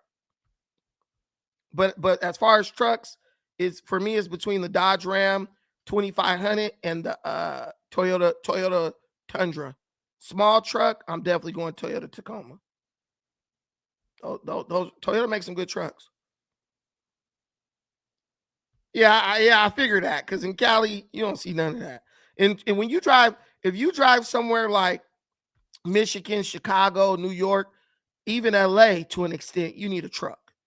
But if you like in a city like where I'm at, Long Beach, Orange County, the roads out here are smooth. They're just not getting as much wear and tear as like those roads in those big cities, right? But Guys, I'm gonna get out of here. I think I have to go somewhere right now. I think my daughter has like a volleyball tryout or something right now, which is Sunday at 7 o'clock, which is crazy. But you want to go to college, you gotta go do it. All right, I'll holler at y'all later. Thank y'all for watching this. I appreciate everything you do for me and the channel. I'm probably gonna end up clipping off that whole car talk part just to keep the video nice and short for everybody. But I will be splicing this video up and posting it for all of those who want to watch this in the short form. Thank y'all for watching this. I appreciate everything you do for me and this channel. Till the next time, peace and a bottle of hair grease.